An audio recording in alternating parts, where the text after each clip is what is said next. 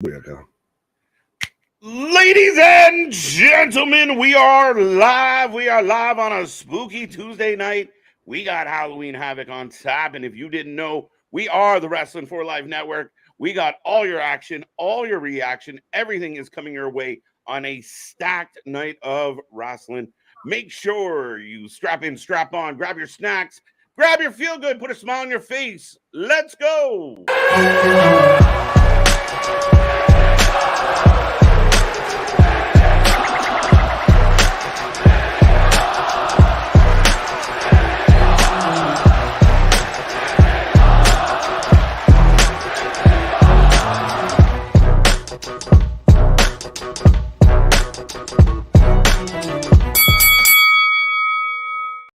Ding, ding, ding. We are live. We are live and back at it again, folks. Like I said, we are the Wrestling for Life Network. This is NXT Halloween Havoc, a loaded card, a loaded night. Lots going on, lots to talk about. Spooky.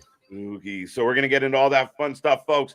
Make sure you get in that chat. Make sure you click all the links below. Get yourself some merch if you want. Don't forget those super chats and super stickers are there for you as well. But I see that chat filling up. Congratulations. You got Tuesday in the book. Hump day tomorrow, Friday Junior. The weekend is this close, so we're getting there. But we got all the action here tonight. I will remind everybody out there, I am Mr. Every Night KJ White, the Iron Man of YouTube, and that's my buddy Big Nick. Ladies and gentlemen, boys and girls, children of all ages, the Wrestling for Life Network proudly brings you its YouTube tag stream champions of the world, the Every Night Delight KJ White, and I am Big Nick, and I'm the king of rock. There is none higher. I had to do at least a little bit of a costume because it's Halloween Havoc, and I was telling KJ before we went live, it's supposed to be like I'm looking like a member of the family, but I feel like I do kind of look like a member of I felt when you showed up, this is just how you normally dress. So I didn't yeah, thanks. This was you. Going into the stereotype. You just caught me casual Tuesday here. Right. But welcome back to the channel, folks. Like I said, make sure you hit that like button. Last night was well up over 100 likes on the stream. And a huge night for the channel, so make sure you get in there. Help us massage that algorithm just a little bit. But yeah, man, the yang to my yin. Lots going on tonight with Halloween Havoc, sir. Absolutely. Do we want to run through the card because we're here a little bit early? We're here even earlier than we thought we were going to be. It's true story. Let's go. But so we do have the debuting Lexis King versus TBA. Ooh, I always say bet on TBA, but that's a tough one. Yeah, debut versus TBA. That's a little tough one to call. Who do you think TBA could be? Griff Garrison. Oh my God! Could you imagine? It's Brock Anderson. Brock Anderson would be hilarious, and they give him like a 25-minute barn burner. Just a fucking classic match. Let's go. But no, Lexis King is taking on probably local enhancement talent. Yeah, most likely. And then we've got the family defending the NXT tag titles versus Chase U. Yeah, that one's an interesting one. I was really surprised that Chase U got this far. Is there? I think the family holds on to it because they're doing some good things right now. Is there a chance that Chase U turns heel? No. Is there a chance they implode?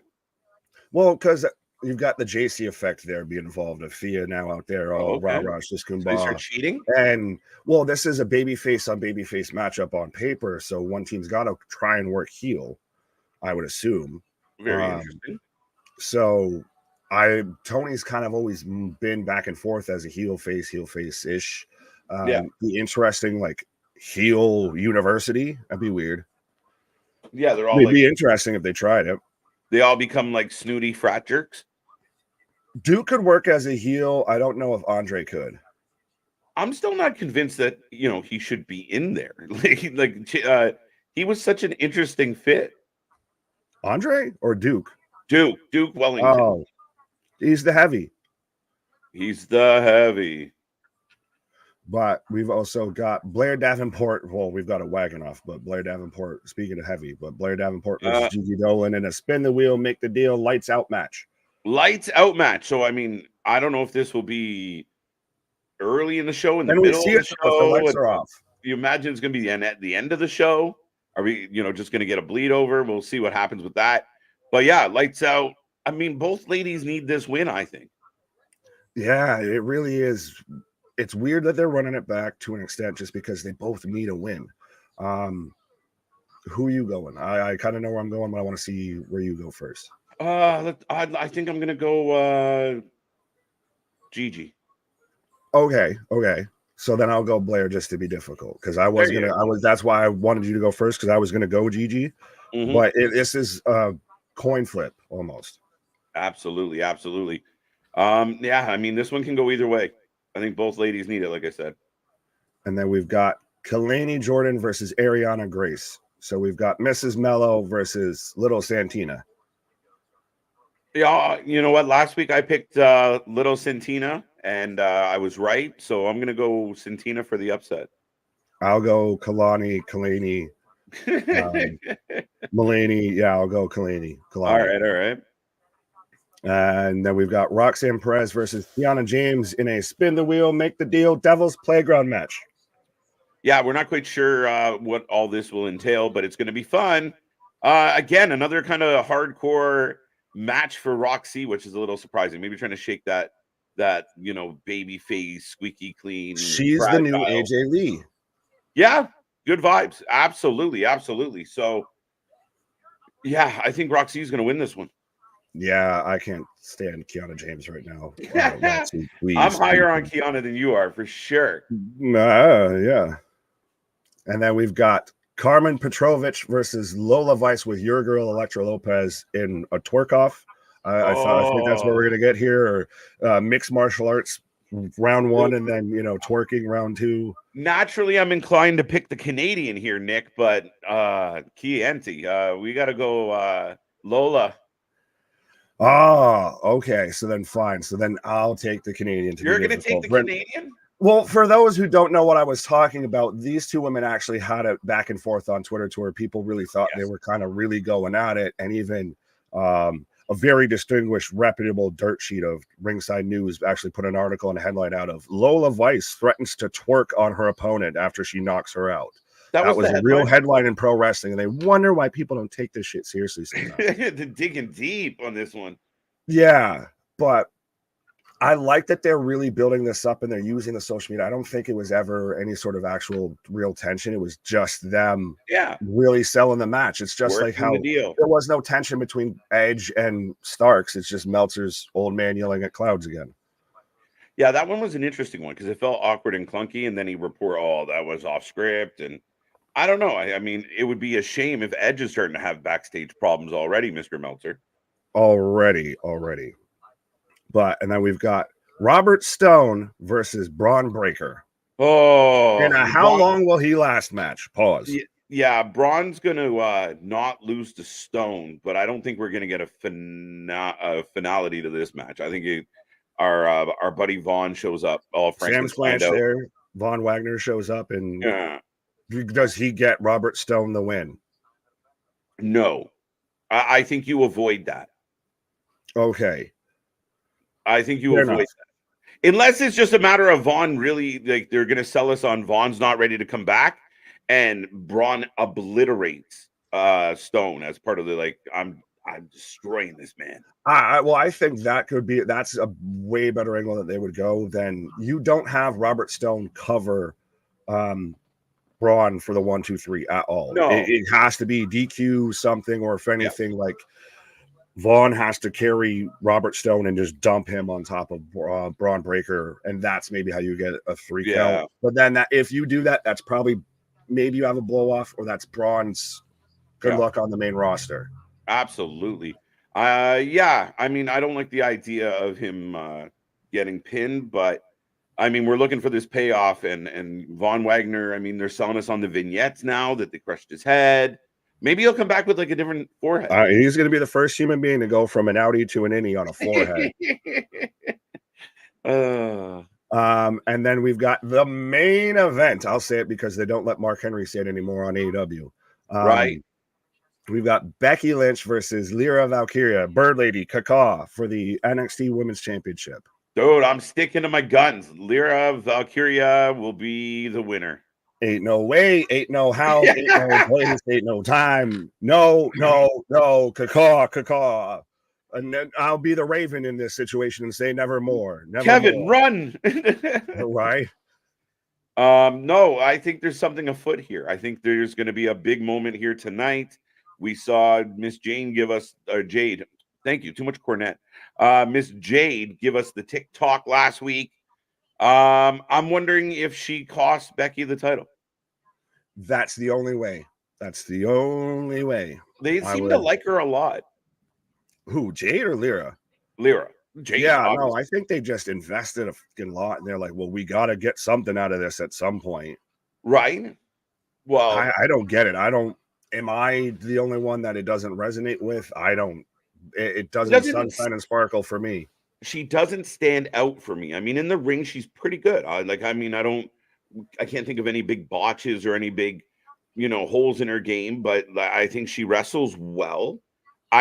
She hasn't gotten over with me. She hasn't really sold me on her. And every time we're like, oh, she's in a match, she's going to lose, win. She's going to lose, win. She's going to lose, win. Like, so what do we know? Yeah, I'm wondering if Jade and Becky feud without the belt involved.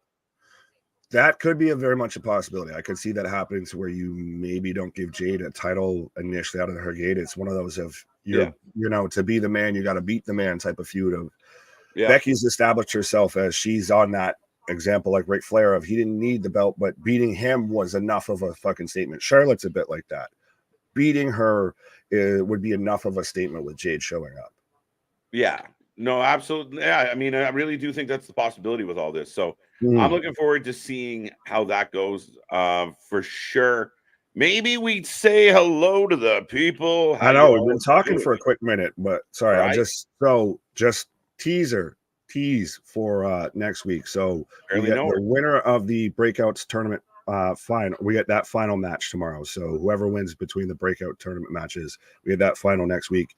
And we get Ilya versus Carmelo Hayes for the NXT Championship. Those are the two so far that have been announced for next week. Yeah, and I imagine we're going to get 2 or 3 more matches here tonight announced. Again, we're kind of spoiled right now. We're coming off Bound for Glory. That was excellent. Raw was decent last night. Lots of buzz, lots of news around it. Tonight, stacked night. Next week's going to be stacked. Tony's got gifts. He's like Oprah. You get a match, and you get a match, and you get a retirement, and you get to face Okada, and you get to face Okada. Well, I'll ask this question in the chat while we start getting to it because I know we've talked a lot already. But what matches tonight, besides the ones that we know we're going to carry over into next week, bleed over into next week? Like, do we get Von Wagner versus Braun Breaker next week? Possibly. Like yeah. But I think that's a high possibility, Nick. Let's talk to the chat. Let's talk to the people. Hi to the people. Oh, okay. Well, I'm sorry. James, what you watched there, folks, is we both thought the other one was going to start clicking on the chat. Yeah, and neither did. Damien, how you doing? James versus Roxanne Perez will kick off NXT tonight. There you go. I'm looking forward to Gigi Dolin versus Blair Davenport. Always looking for something. It's going to be an interesting match. Will it look like the Mountain Dew match? Could it be? It's a lights out, pitch black. Hey. Hey, what's up, Ronnie? How you doing? Alexis is back. Not Alexis King, but Alexis White. PCO did re-sign, Nick. Shocker. Happy days for Luna and everyone and Anthony and everyone who watches Impact because, the man who, isn't human. The man with 44 lives. Seriously. How many cats is he just in one human suit with how many lives this man has used and still keeps going? Oh, it's outstanding. I'm a huge fan of the Canadian Frankenstein on this happy Halloween holiday. But I'm a big fan. I thought he was done. I thought maybe he'd go work some of the Canadian locals or maybe do some indie shows, some spot booking. Get an academy, something if he doesn't already have one. Yeah, I thought maybe he would kind of. I'm up in age and I'm damn near he just went through a monstrous ball. Like what the man's a miracle. On one hand though, is PCO still going is what gives Ric Flair hope that he can still go. Well, I mean PCO is what? Fucking 15 years younger than Rick. But still, you see PCO and you're like, God damn it. Well, we've got Mike Jackson over there in GCW where Sting's finally kicking it. I'm you know. pretty sure if Ric Flair took a ladder shot, it's all the wee woo for Yeah. sure, But man. to think that, PCO, of the fucking Quebecers outlasted Sting in a wrestling career longevity. It's crazy, right? That you think of the names that he was in and around, and that he's still go. Not only is he still going, he's relevant and he's with it. Like he's not just the old guy hanging around. Like Hogan coming back a bunch of times. I wouldn't really say his career was still going, but this man has a legitimate career and he's doing it maybe better than he ever did it. It's crazy. Right. Steve G, what up? What up? Lamario Hockey, what up? I like that you have a Sabres logo. As a Bills fan, I will respect that. Chris, what up? Sky Blue joins House of Black. Could be. Weird. Still a weird choice for me. I don't know how I feel about that, guys. I'm not gonna lie to you. She's got the mystery van. They can all ride in the mystery van together. There's so yeah, I know, bro. Just set it all the way up. Come on, bruv. Yeah, just put that right on a tee and say, now don't hit it out of the park. Oh, yeah, I know that's a mystery wagon for sure. But, right. Hey, here. Scott, on a side note, Scott, what up, my guy? Thank you for becoming a member and everything like that. 100%. Be like Scott, become a new member. I think he just popped in just last night on Monday and back at it like a jackrabbit. Right. Larry, what up? Small Mark, what up? Von Wag will return during the Stone versus Broad match. Very likely. Yeah, I'm leaning that way. Keyshawn, what up? I'm pretty sure Lyra versus Becky are good friends IRL. Yeah, well, they're both Irish. So I guess if we're going to stay tight. Yeah, there was definitely a connection there. And again, it was we've seen Lyra take on some big challengers, and again, she keeps winning. She got to the end of the tournament. She's done extremely well. She went over Nikita when Nikita was really catching fire. Yep. There's a lot of surprises with her. So, by the way, did Nikita break everything? Like, where is she? Yeah, fair enough. Yeah. Well, knee. Remember, it was an ACL. Yeah, but I feel like she's been out for like 9 months at least. Or maybe I just miss her. I don't know what's happening. Well, there's a lot to miss. I'll say that respectfully. There's a reason I call her Thakita. Yep. And the t-shirts are out there to support it. Right. Clay, what up? Jake, what up? Bonkers, what up? PCO signed new contract. Yes, he did. TNA. Christian, warning, tonight's NXT Halloween Havoc contains explicit scenes of violence and gore. So does the stream. Button for a little bit more. I don't know why I turned into Tim Burton there for a second, but what's up, Steve G? It's all the spookiness around here. We even before, when we both hopped on stream, we started singing spooky, scary. Down your spine. That'll be the jam we get copyrighted for singing that. Seriously. What's up, Larry Mack? How you doing? I think every time you call him Larry Mack, I just want to start going into, what's the Mac militant? Return of the Mac. Roxanne Perez wins. PCO is insane 100%. Tonight, please give me the zombie. And then Luna's dad can come out with a kendo stick and just hit him over the head. I don't know. I don't want to know what's happening in your bedroom, Rocco. Keep that to yourself. We're doing the zombie tonight, baby. Let's go. Do something strange for a little piece of change. But yeah, I mean, dude, we're heading towards tonight. I'm really curious to see what Brian Pillman does. Do they give him an actual kind of, like, is it a Corbin that he beats? Is it? Yeah. Who does they give him a job. But is it on showing that what they can do? Obviously, they have somebody like Cody comes back. He's been in WWE before. What they're doing with Jade, what they're doing with Lexis King, Brian Pillman, shows that to people that might be tempted to come over from AW, like say even a Brock Anderson, see, this is what we can do with you. You even joked about it about what if they put Brock Anderson and Pillman back together and they start to do their own version of like a Four Horsemen and everything. Let's go. Like right? We have to scoop up a couple more young talent, but I mean, dude, it's got a lot of getting FTR, let's go. No, they seem pretty happy, I guess, with whatever they're doing. I don't know. You bring back Phil, and maybe you could talk their fucking ear. You can tug on the ear a little bit there. Hey, let me talk to you. Scarlett will be on NXT tonight. Yes, Scarlett and Shotzi are co-hosting the festivities this evening. It's all ladies and Pillman. Right? Doesn't sound like a bad time. Like it's yeah. Right, like, but this goes and this. So I'll wrap this up as we've got about 5 minutes before NXT kicks off. This is what irks me in a bit of like we talked about the PWI, the women's 250 and everything when we did the dirt sheet debate. Go if you haven't watched that, go and check that out. But that there was no NXT women in the top 10, but none. Look at how much and how prominent the NXT women's division is featured. Yep. You're telling me you couldn't find not a Roxanne Perez, not I'm surprised Tiffany Stratton. Yeah. Tiffany had a good year. Maybe not top 10, but close. I think a lot of them have gotten hurt or left. Like if Mandy would have stayed there, she'd obviously probably be up there. Nikita, if she was staying with the trajectory she was going on and didn't get hurt, she'd probably be up there. Perhaps, that's the only issue. I give them that. But I hear Impact, TNA, and NXT, I say, have the two best women's divisions right now in pro wrestling. Yeah, and I think the difference between Impact and the NXT is the simple fact of that's a lot of seasoned workers over there, right? Like they're what the NXT women's division hopes to be. But I think they're both highlighted extremely well. And I'd argue I don't think anybody's putting on as many women's matches as NXT on a week-to-week basis right now. And they all feel prominent, and they're all good matches. Like you're not one of those of like, can we get a different match here? No, we're excited for every single one.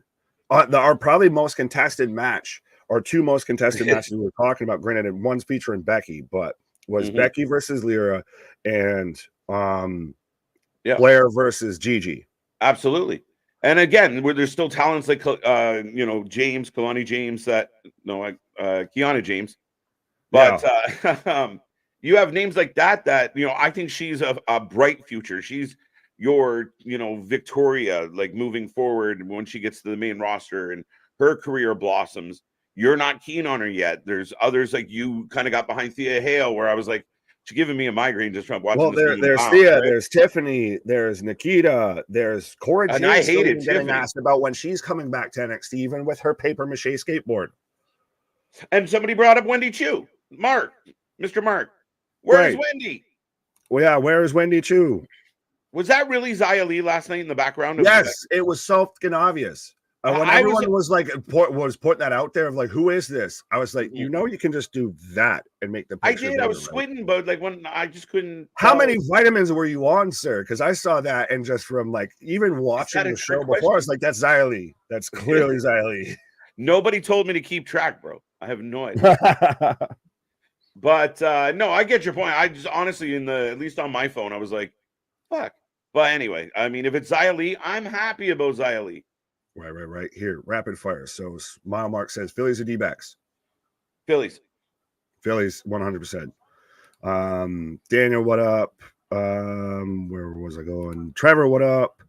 Keyshawn, I agree with this. TNA over AW, prove me otherwise. Yeah, that's been the discussion. Is maybe AW is now the tertiary instead of the secondary promotion. Dude, a lot of AEW fans have been triggered by this, but what I've noticed is the IWC is kind of swelling up around AEW, like the last little bit here.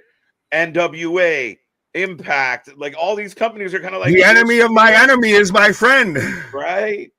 And again, I mean, even with Impact, like we talked before about Tony having trouble. The Impact guys would come in or the New Japan guys come in, but basically they're going under the whole time for the most part. And that kind of Impact relationship broke down pretty quick. New Japan's still there, but it just feels like everyone's looking at AEW like, I think when you've drawn this much attention to yourself, whether it be through tweets, whether it be through bragging about ratings, demos, everything like that, you've put yourself into this corner and under this microscope. And now when things aren't, when you don't want to have people peeking in on your business, is when all the microscopes are going to just get fucking turned up even more. Yeah, when you're sitting there like, please just leave me alone. That's when everyone's like, so what's going on? How you doing? So let's talk about it. So Yeah. what do you guys want to talk about? But we are starting any minute now, folks. We will have NXT Halloween Havoc. Make sure you get in the chat. Remember, we take a prediction for every single match, and we will take a rating out of 10 at the end of the night. So get in the chat. Don't be shy. Don't be quiet. And be a part of the family if you're not yet. Absolutely. I got Then right now. Matt, what up? Easy Bake, what up? I have Now. Do you have Now? I sound like a fucking parrot, but Forever. Rocco, what up?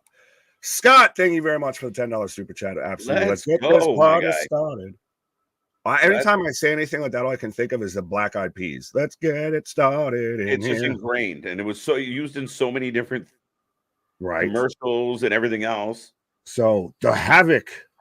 Oh, we've actually got a live band performing. Oh, okay. 1 second. Is that New Year's Day? Is that the name of the band? Because it's certainly not New Year's Day here.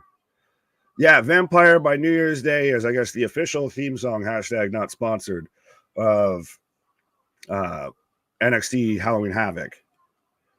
You can tell Triple H is fully in charge of creative because we're getting back to fucking metal music. Right? We changed the whole vibe up. He's gone heavy. It's been good, man. I mean, I like what's happening. Right. I like the vibe. Speaking of vibes, I want to see what Jade's. Well, Small Mark brings up a good point. What will Jade's costume be? She's known to cosplay and everything. She did it in AW. What will they let her do in WWE? I still think they'll let her be creative and such. Don't you? Like, oh yeah, I'm just wondering which one she does. Christian talking about R.L. Stein and the catchphrase of R.L. Stein's Goosebumps. You'll all be where you're in for a scare at NXT Halloween Havoc. Dun, dun, dun. Fair enough. I'll give you that. I don't know. I grew up reading the Goosebumps books. I don't know about you. Side note. Yes. But they're doing a whole video package for, like, they're playing the whole goddamn song. Yeah. I'm not loud or anything because we don't need that, but we got a video package for every match, the build up tonight. They're making it feel like an event, my guy. I give them credit. Yeah, well, there's 8 matches. It feels like a mini pay-per-view. Like your BC level pay-per-views have now become takeovers. See, they do cool shit even when they're not up against AEW. Yeah, and is it so funny that AEW does similar shit like this? Like, I still go back to Quake and Delay because that is still the funniest name next to Great Balls of Fire for a special show. But they do it better than AEW, respectfully. The presentation, the build behind it, the build up to it, the lead in, way better. I agree. Sorry, I'm just having an issue with my. No, you're good. Small Mark saying Ray versus Eddie, my favorite Halloween Havoc match. What's yours? I think that's got to be up there. Everybody remembers that match, A, because it was a great match, and because of Ray's Mysterio gear, the purple fucking skin suit and everything. I also kind of want to go to the infamous and terribly infamous. See, you were right there with the spiders. They got giant spiders next to the NXT logo. And I feel like I know where they bought all these Halloween props from certain stores here. But the infamous match between Warrior and Hogan at Halloween Havoc, to where you had the fucking the tissue paper or the flame paper that fucking went up out of nowhere, like way too early. One of the craziest things. One of the funniest. Oh my! She went as Pinhead, dude. That is wicked. Oh, it's great, and because you know how much these two both really like horror. Like, shout out Sachi. She was on, I believe, Busted Open today, talking about her favorite like horror movies and her favorite Halloween stuff and all of that. And then we have Scarlett as, I know it's some royalty. My creepy dreams come true is what she's gone to Halloween as. Oh, as we've even got Marie Antoinette. Out here. Yeah, Marie Antoinette. Let there be cake. And well, we've got the play. Oh, so we literally have a playground set out here because this is the Devil's Playground match. Remember? Yes, and we got little Freddy and dude. I think I got a little Freddy too right now. Just saying. You thought you were gonna sneak that fucker in. Nope. Daddy, would you like some sausage? Pause. Marilyn is watching you now. Terrence, we're watching you too. What up, Marilyn? Awkward. No, we're not watching you. I feel like now I'm Brian Last with Jim. No, we are not watching you. No, we're not doing that, guys. After the way AEW screwed Impact on the working relationship thing, they deserve the whatever venom they get. Touche. I think we touched on that. And know who doesn't have a bad working relationship with Impact, especially now because a certain somebody just became a GM of a show, would be WWE. WWE. And again, that's the one thing, one of the biggest things about getting Triple H in and Vince McMahon more to the back is, James said, I'm not dressing up. Or is she dressed up? No, she dressed up as a Jersey Shore chick because she's the great pumpkin because she's fucking orange, my guy. She matches her purse, bro. And her outfit, everything. All right, everything's legal, including the bag. Shotzi looks crazy. Their mini show is good. Absolutely. Roxanne or JV saying 1, 2. Rox is coming for you. Karina, are you going to stream it? We want to watch New Year's Day planning. What? I'm so confused by all of this, Karina. Right. It's provocative. No one knows what it means, but it gets the people going, I guess. We are live streaming. We are talking about Halloween, not Havoc necessarily New Year's. On NXT. But you should come here for New Year's. Maybe there's a pay-per-view on the 31st. They'll do New Year's Evil or something like that again this year. I think As GCW we literally have a kiddie 30th. pool of God knows what. We have a ketchup sprayed yellow ass kitty slide. I'm trying to figure out if I'm. I've got both women right now fighting on the outside here right now. Roxanne's roll up. I've got her with a little off the stairs on the outside. Stairs on the outside. So you're like a hiccup ahead of me. Well, I got 2 Mississippi. You have them at least fighting on the outside. Another pin attempt. Roll up. All right, folks, we're rolling along. If you haven't made a prediction on this match, get in the chat. Get your prediction in. Dale's got Roxanne Perez for the win. We take a prediction on all the matches, and we will take a rating out of 10 at the end of the show. But we are rolling along. We got a swing set. Alexa Bliss in the house. Where's Lily? Right. It's Freebie Perez. What? I missed the. I think he was going for Freddie Perez. Oh, there you go. Super Pumpkin on Kiana James. Yeah, she's a great pumpkin.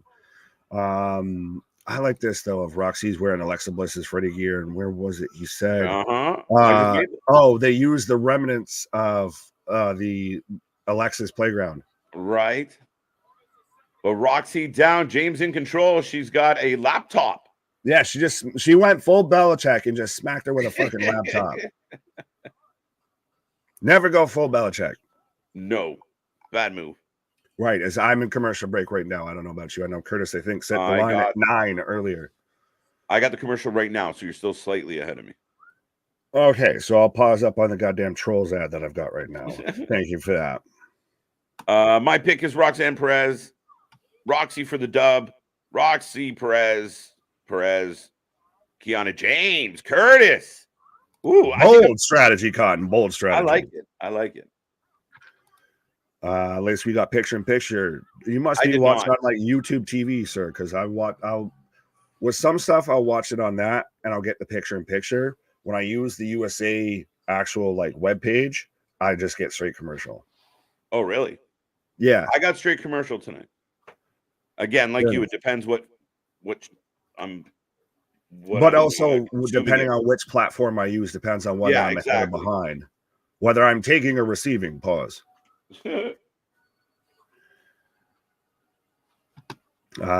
Bobby, what up? The Devil's Playground match, and once again, Roxy for the win. Fair enough. I think if you were to bring back Bo, this would be the perfect time. Do we get something spooky like that? Do we get why is there no Joe Gacy or anything, or does that happen night 2? Well, maybe because Gacy's been awfully quiet. Well, was it you who brought up the idea of if they did actually sign AOP back and everything, that you put them with Gacy and you do something like that? Because we already had Heyman talking to Avery, and so like the schism, the dyad, all of that shit's just done, I guess. Well, yeah, with it should be done, and it never really got off the ground well. I didn't think it was a good fit. Like, I know people gave Ava some praise. I don't give her much praise. I didn't think it didn't feel right. And the whole group didn't feel right. It all felt like nobody wanted to be there. Like, it didn't feel... when half the faction asks for their fucking release, I think that's a dead giveaway, sir. That's a problem. I don't know if I need, my glasses on to see that shit. But yeah, no, at the end of the day, it never really manifested into something good, unfortunately. So yeah, I mean, I don't think you give up on Gacy, but what do you do next with him? Him and Bo, he gets into that. Interesting. Could you do, if you could tweak it enough, do what you were going to do with Bray, but with Gacy? And I know on one hand that might stifle, you don't want to ever, tell somebody, hey, you're just going to pretty much live out somebody else's fucking slot here. Yeah, but I think if there's somebody that's going to fit it. Yeah, I think that's kind of how it's always been, though. Like, there's always been the next one, right? Bray was the next one, from The Undertaker. Like, there's always kind of that key marquee. But you didn't have somebody that was going to literally do like damn near what you had planned out for Taker. Yeah, I mean, I'd still like Gacy, to kind of find his own path. I just don't know if this is it, or the way they're presenting him right now is it. Fair enough. Commercial break in progress. Clearly. Right. Thank you. Roxy for the win. I got the Nickelodeon orange shake for the W. I almost won. Oh, we come back to Kiana's got Roxy with a chain up against her face in the turnbuckle, or in the ring post. Oh, okay. My commercial was slightly longer than yours, but I got the same thing. Okay. Are they... Oh, she's just stop holding on to the chain, and she can't do that to you, you fucking idiot. You're clearly holding on to it. It's not wrapped around you. You're not handcuffed. Oh, yeah, let go. Right, just say no. Anthony, what up? Those Halloween backgrounds are insane. Well, this is, I guess, the minute where I get to give KJ his flowers and everything like that, because this is a man that is the reason why we look so pretty. We're so pretty. I appreciate it, folks. I do. I'm glad people notice. Well, and even Dale's agreeing with Anthony. So there you go. Thank you, fine sirs. Bray, we pray to you, Uncle Howdy, brother, Uncle Howdy. Something, anything, one frame. What? Right. It'll be very interesting if they choose to go down that path and how they do pull it off. Oh. I love Roxy from Roxy. She's literally ripping apart the fucking fence to whoop this woman's ass. Pause. She's insane. Like, I mean, she's been good. We get a tope Roxia. Oh, let me know when you get her breaking the styrofoam fence post over her back. Now. Okay. Oh! Russian leg sweep onto the slide, and she broke that shit in half. Big Russian leg sweep. Yeah, this is a good... There's a pace to this match, which is very... a lot of the... Oh, I thought that was Kiana. Roxy is amazing, though, on NXT. That's why I know you and I have had it out at times. Yeah. If I think she's used out her runway here on NXT, she needs to be moved up. She needs to be up there. Yes, she's not going to be in the title picture. She's going to have to fucking grow a little bit. But we're even seeing it a bit with Zoe Starks. I feel has done better than what she was doing on NXT, just being around there. Like, she's getting in the ring with fucking Trish, with Becky. Yeah. She's involved there. Yeah. And they're handing her the microphone in those scenarios, and it only helps her. Dude, I think sometimes you got to take the training wheels off. Yeah, you're not wrong. And as again, Kiana's busted, by the way. It was Kiana. Powerbomb onto the trash bin. 2 count. Yeah, she's got some color. I think it was Scott who pointed out. Bash, what up? C Money, what up? Ava stinks. Well, apparently she stinks so much that it offended KJ there. Green as a sapling in the ring and completely cringy in tape segments. Like, what's up with her face, bro? Why you got to come for her that hard and aggressive, man? Like, I wasn't expecting for you to go that hard in the paint, my guy. I was expecting to maybe you go up and I could kind of block that shit, but like you just went fucking Shaquille O'Neal in the goddamn paint on that. Right. I don't mind her. I know I went out there and said that to me, she was the Rhea Ripley of that. She made that group relevant more than what it initially was. You can't tell me when they added her that they started to fucking use them more though. No. I'm not saying they use them well, that they use them more. No. Fine. I don't agree. I do not concur. I do not agree. It doesn't sunshine and sparkle with you. I feel like she did not impact the story. She did not help make it more interesting, more exciting, more anything. I don't think there was anything. I think they were on the way down when she got there. Kiana is stomping a mud hole in Roxy amongst all these fake ass cobwebs and walking it dry. Quite legitimately. Look at drunk ass Dusty there in the crowd watching this through his phone. I'd love to sit there and pay to watch a fucking event through my phone. Well, even the dude who's right there. I'm surprised at the studio they don't pull your phone. Well, no, because it's live versus like when they did the tape ones, and you can thank whoever it was that leaked out Keith Lee being double champ. Yeah. Oh, moonsault back. I got Roxanne smacking her with the purse. Purse to the face. And then she okay. They're organizing the purse. Pop rocks for the 1, 2, 3 on the outside. Did they fight in the fucking ring at all? No. But that's not much. I get on one hand, this could be the exception to the rule. If you don't ever do it a ton and you don't do it every week, like AEW, looking at you, you can get away with a whole show of just all of this shit. I mean, and again, I'm all for it. Look, she's got the brick in the back. Oh no. Dice. She broke the brick. She broke the brick. I'm like, it's turned to dice. Last week, I injured a stone, murdered a rock, hospitalized a brick. I'm so mean, I make medicine sick. I done tussle with an alligator. I done wrestle with a whale. Throw a handcuff lightning, throw thunder in jail. Don't stop. I can't remember too much more, motherfucker. While we wait for commercial, I said before, I wish Shotzi and Scarlett would dress up as characters from Sailor Moon. Hey, Christian, you do you, boo-boo. I'm sure rule of 34 or internet rule 34 of if you think it's out there. So, I mean, I'm sure you could probably find that somewhere. I'm not telling you where you can find him, but you do you, boo-boo. 1-0, 1-0, 1-0, 1-0. Some of the peeps doing well out of the Why didn't Booker and Vic dress up? God damn it. Yeah.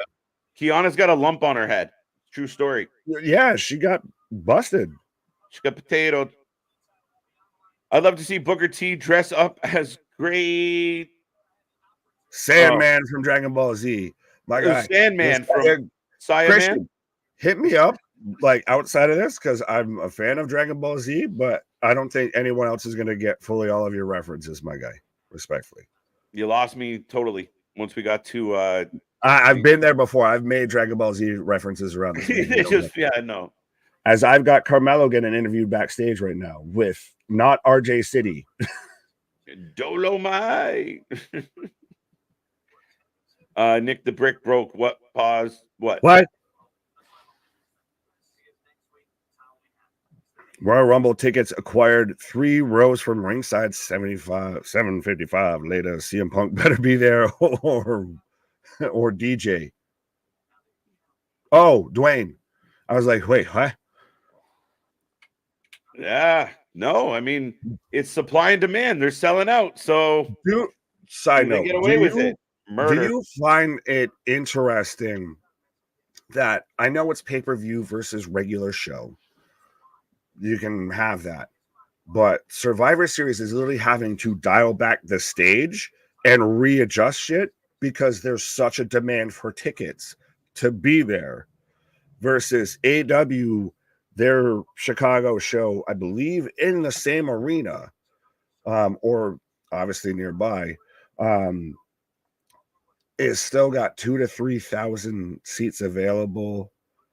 All of that, like they're getting hard pressed to move them tickets, boy. Yeah, no, I mean, they're not moving the tickets well. And again, we said it. You look at the comparable of the other company opening up, the same amount of tickets as you're trying to move. They're adding on to a venue. Like it's They crazy. sold out and then sold out again. Yeah, like it's something that Tony needs to address. He can go on every podcast in the world and tell everybody, listen, everything's great. We're doing great. Best shows ever. If this is your best shows ever, you got a real big problem and people aren't paying to see them. So you got to come up with a plan.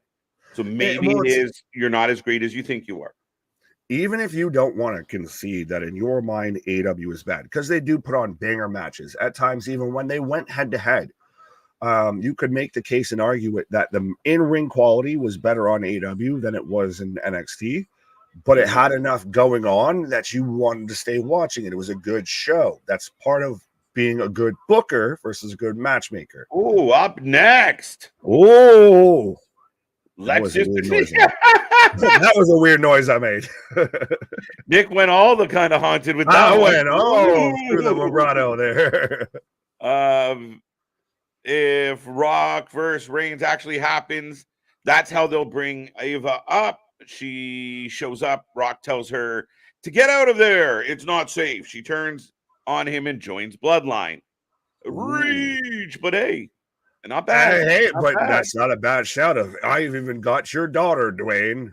She's under my control. Ho, ho, ho. Right. I thought you were going to say she was going to do the zombie Linda and just sit there and fucking deaf, dumb, and stupid in the corner and then just walk up and like kick Roman in the sack. That's Nikki's gimmick, my guy. But no, what I was saying is Tony needs to realize, even if you don't want to say AEW's bad, they at least need to dial it the fuck back a little bit. Like, don't do these 10,000 seat arenas when you can't sell 10,000 fucking tickets. You can sell 5 or 2 or whatever. Do that. Like, look at Bound for Glory. They rumored attendance is 600 to 1,000-ish. We're not going to talk about that too much, but it was right. But it was a smaller venue, but it felt fucking amazing because that's a smaller venue versus you have this huge ass venue, and even if you have people screaming their head off, it doesn't matter because there's 20,000 empty seats to fucking take away that sound. Yeah, no, and it's a fair assessment of the product. Of there's nothing wrong. Sell out some 3,000, 4,000 seat venues, pack the place, make it an event. I mean, when you're standing in an empty arena, you feel it, man. It's a big space. Make it feel special. That's all you got to do. Make it feel special. Trick versus Hayes will end. A loser leaves. NXT brings Hayes up. I think we are heading towards a rivalry between these two. Yeah, I'm sick of seeing Michael P.S. Hayes on NXT. Goddamn Freebird. Well, it's like the thing you said in the group chat is we are on a commercial break. I think we're on 2. Curtis, let me know if we're on 2, 3. Yeah, what are we? 3? Yeah. But to where Jeff Jarrett has had more televised matches than like MJF, like all these people in AEW, and it's just why? And we wonder why people aren't tuning in. Dude, the list of people that Jericho's had more main event matches than, it blows my mind. That is another one. But yeah, same thing. Like Jeff Jarrett has a bigger presence on your programming than some of your biggest names, your biggest stars. And dude, I still say it. You want to Tony was trying to stack, AEW up against NXT. And should your big dogs, should the heart of the company not participate? Where was a big trios match? Because you guys are needles movers. And I know what your answer is already going to be, but that's my point is you got to do something and you got to be actively trying to help the business make it better. You weren't even there. Right. Brother Fluff, what up? I'm expecting Tamina to show up at NXT and attack Ava at some point. Well, no, what if they both join the Bloodline? I mean, just Tamina's kind of there. I mean, maybe Nia needs to join the Bloodline. Maybe some people, get off her case there. Everybody now. Curtis, what up? Bonkers the Boogeyman. What? Oh, do we see the boogeyman tonight? Oh, the boogeyman, and I'm coming to get you. No, we're good. I still think it's hilarious Did we about get the how he was boogeyman last lying year? about his age and everything like that. Still one of the best stories ever. The man's a genius. Turned it into a career. Right. Oh, so we've got the tarot cards as we've got metaphor. And so Jakara Jackson is actually legitimately hurt because that's the brace that she was wearing. But sorry, what was the last thing that you said before we were? I can't remember anymore. The visual All right, on my moving screen on. is very distracting. I'm very much focused in on Last Legend. How you doing? I'll be the Joe with the Don't. How you doing? Yeah, we're getting a tarot card reading in the back. You were talking about how, yeah. So, well, of course, fitting to very much the WCW, like I always talk about. If you have the good old boys there, the elites, the EVPs. Well, hey, Tony, see why you did that numbers? Because you didn't put us on there. Because I think they knew they were walking in front of a fucking train. Yeah. And so I'll sit there, I'll step back. You can have that. That ain't even what I'm mad at. And so then I can use Oh my God. What? Tozawa stole the trophy. He's a ninja. This man is everywhere now. Another sign. Tozawa has taken over R-Truth's role. 100%. I said that last night, man. He's the new R-Truth. It's crazy. Hey, we've got Lexis King. We've got Brian Pillman coming out on the throne. And boy, howdy, does he not look like the fucking lead singer to a Van Halen tribute act or fucking Poison or something here. I know he's denouncing his father a little bit in the sense of, you know, the name change and such, but man, does he look like his dad. Oh, you can't fucking shake like, that. Holy shit. You can't shake that. Like, as somebody who I know I look like my father to a bit, like, you can't fucking shake that. You do not need Maury for this one. Right. You are the father. Clearly. But yeah. I don't know, with them sideburns and everything like that, he might be channeling Jimmy King, his true father, instead of Pillman there. Hey, Dante Chan. Who? Yeah, exactly. Like I said, local enhancement talent. No, he's been here for like 2 years. He was a big signing. Yeah, yeah, no, I know. To his parents and his relatives. That was a cool entrance. I wonder if that's like an all-time thing. Like he'll slide out on the chair like that. They're putting this man over like goddamn Rover, though. Oh, yeah. And like you were talking about earlier, Nick, I think it's, you know, beyond wanting to do well with the talent that you're spending money on, I think there is a level of, look what we can do for you. Ta-da.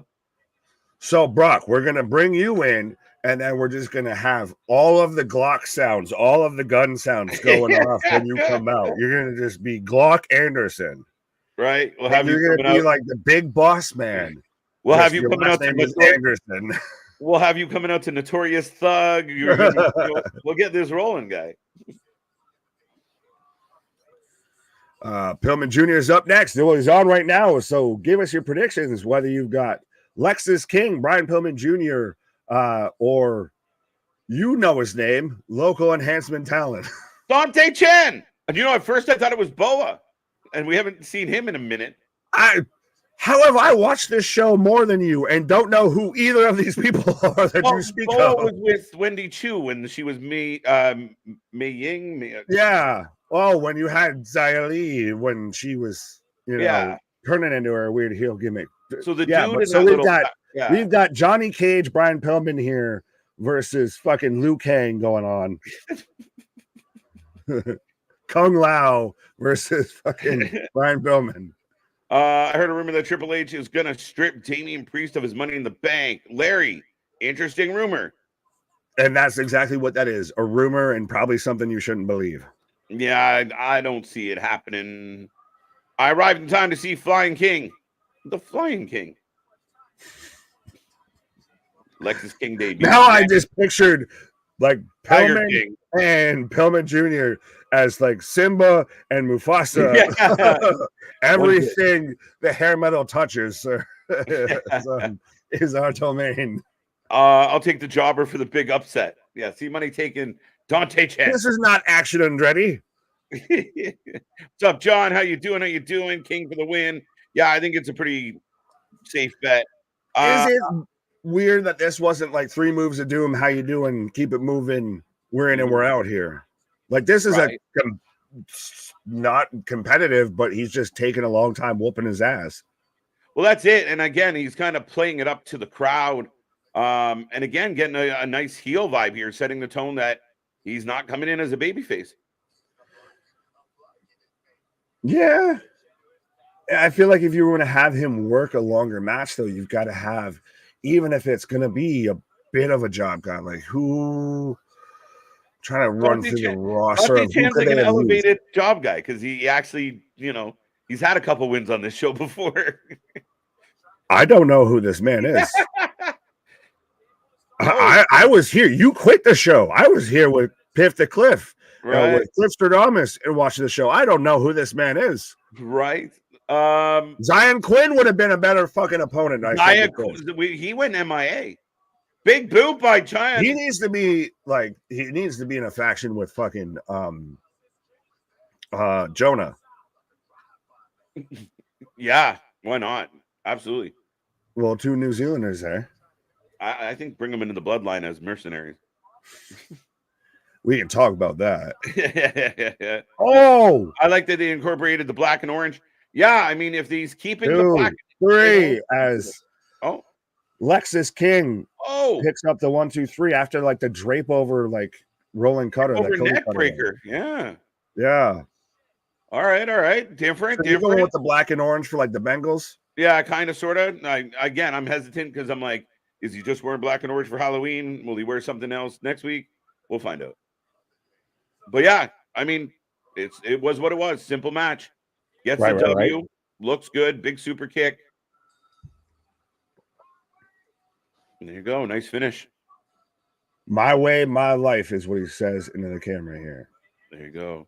So it's so funny though that this seems so simple to fucking do with someone like him, and Tony had him and just fucked it up. Yeah, in the sense, and again, maybe it's a tough one for me because I think that Tony hasn't done well of using his own homegrown talent. And again, Pillman at the time, he can say what he said as far as, he was just a jobber. I didn't really see much. We'll see what the WWE can put a bigger light on him and make him stand out, make him show. Oh, we're back to change you and the family. Right.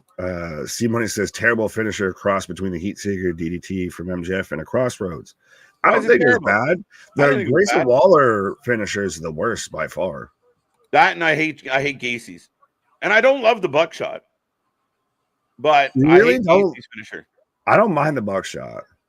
If you hit it right, it's a little bit. I've always been a sucker for like Black Widow fucking lariats and everything. Here we go. Kelani Jordan. Now, is it Kelani? I'm not quite sure. Fair enough. Kelani sounds like. There. Oh, how you doing? What's up, Sean? John, what up? Trying to catch up on some of these.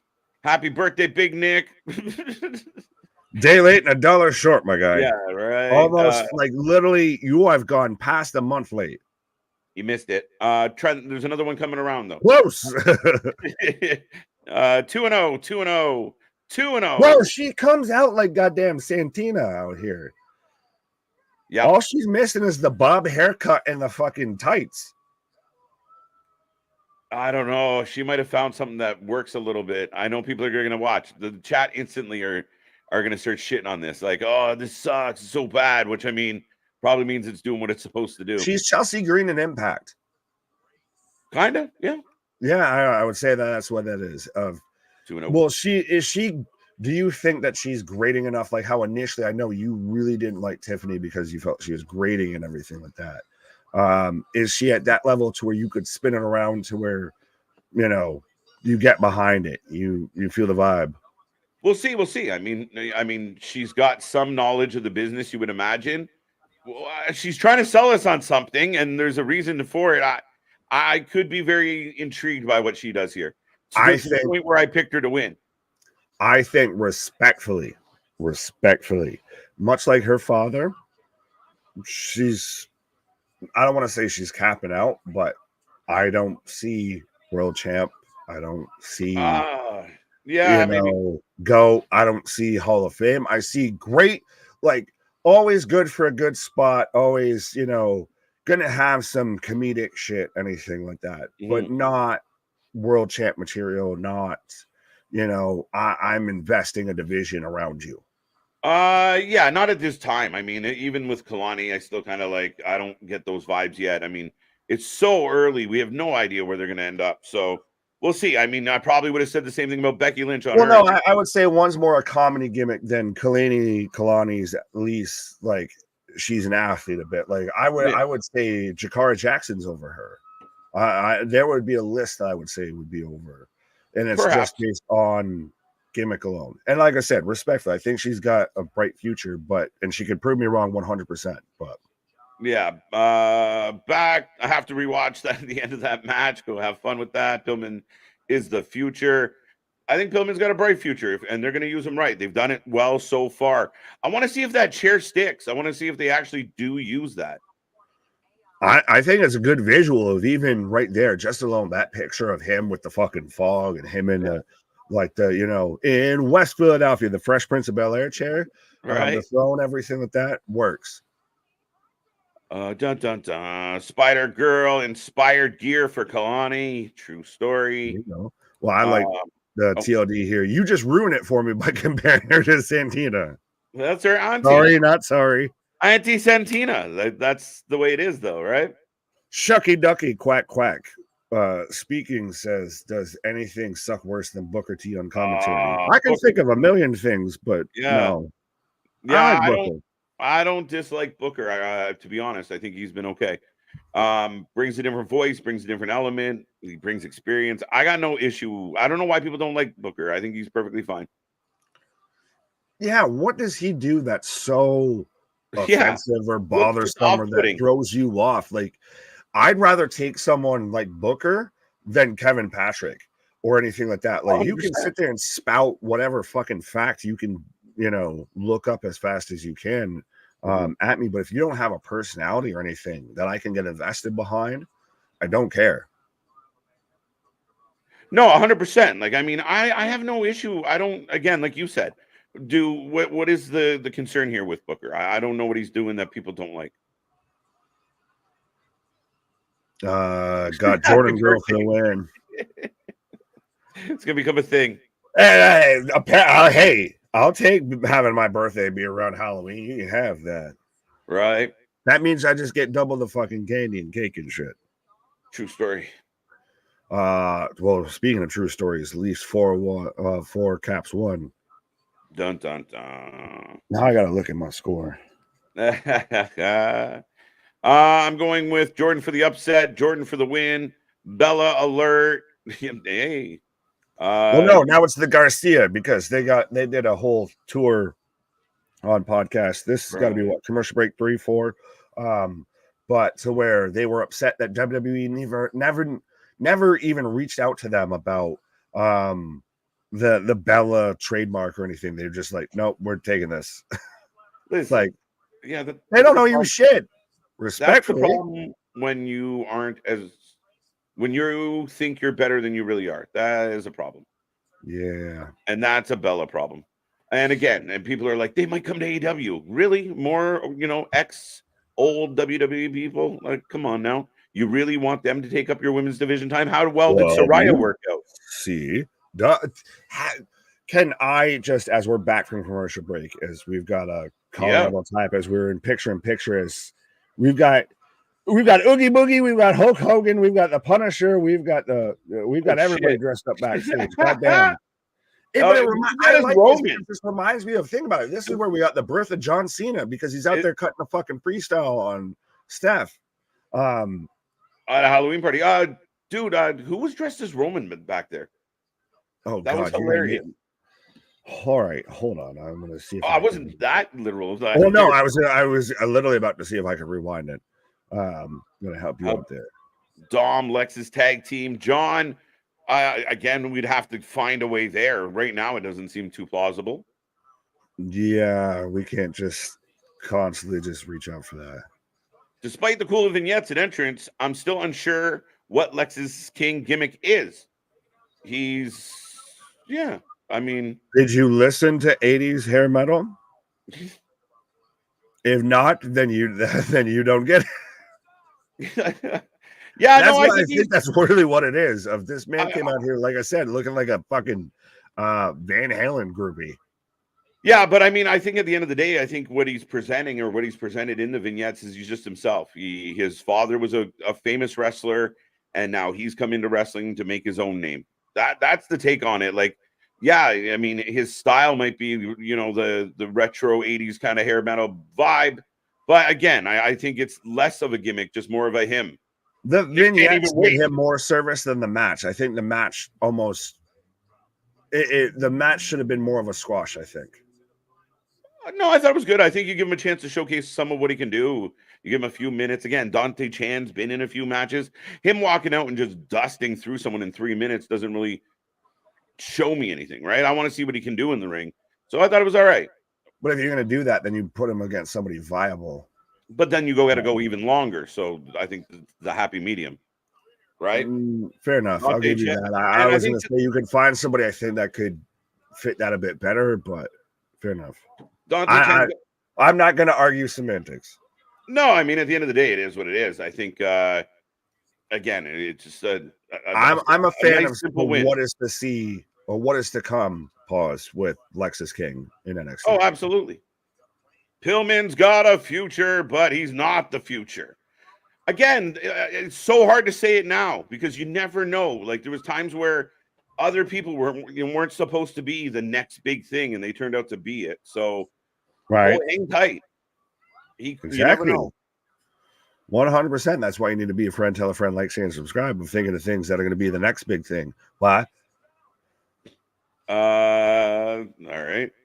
New York's about to get put in permanent penalty boxes. He's been put in the box a couple times. Bring back Beth Phoenix. Yeah, does she go to AW as well? Oh, we got a winner. Kelani. So Kelani takes on the winner between Petrovic and Lola Vice tonight, next week on Halloween Havoc Night 2 Electric Boogaloo. Yes. So she's in the finals. Best thing she ever did was drop Dana Brooke. Yeah. Why do I feel like that's a common thing? Uh-oh. There we go. So I don't know. It looks like it's going to be Kelani and Lola. That's going to be a tough one to pick. But I think that's good because think about it, that they've already built up. You already have this core group. Oh, we've got Von Wagner rehabilitating. Trying hard now.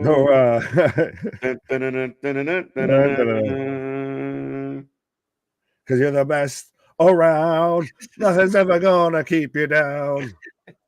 Or wait, we're gonna need a montage.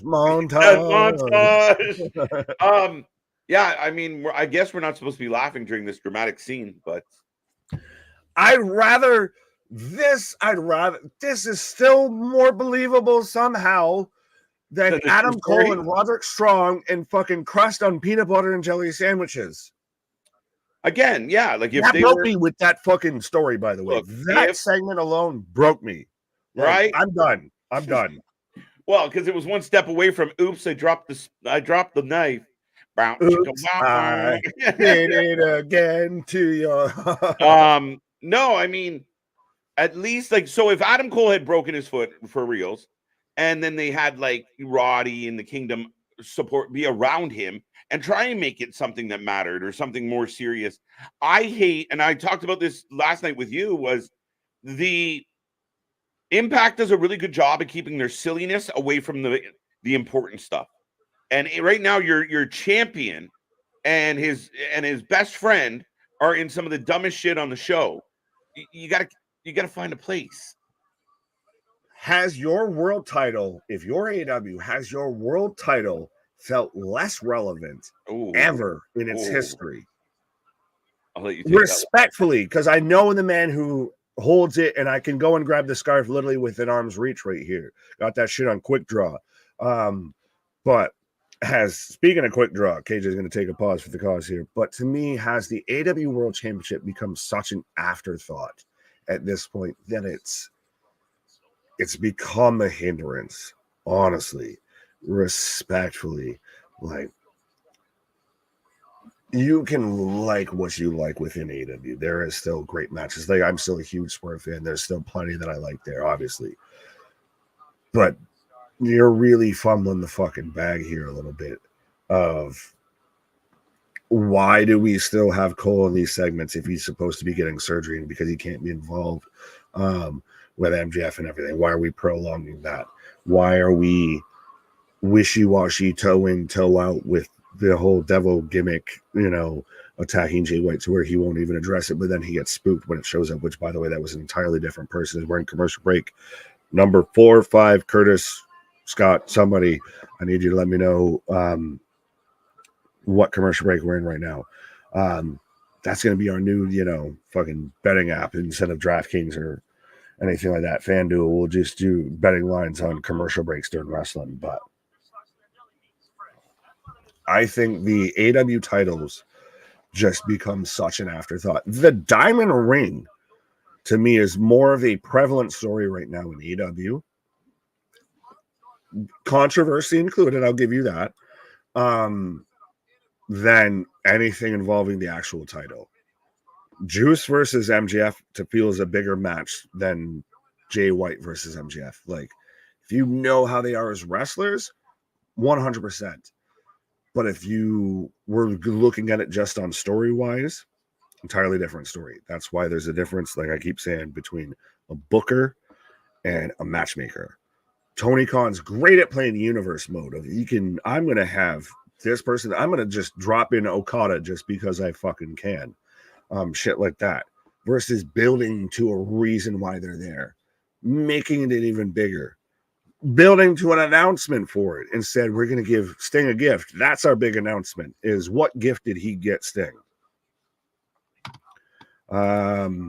Damien, why is the Rainmaker Okada making his AEW debut team with OC versus Claudio Bryan Danielson? It doesn't make sense. That's literally what I was just talking about, sir.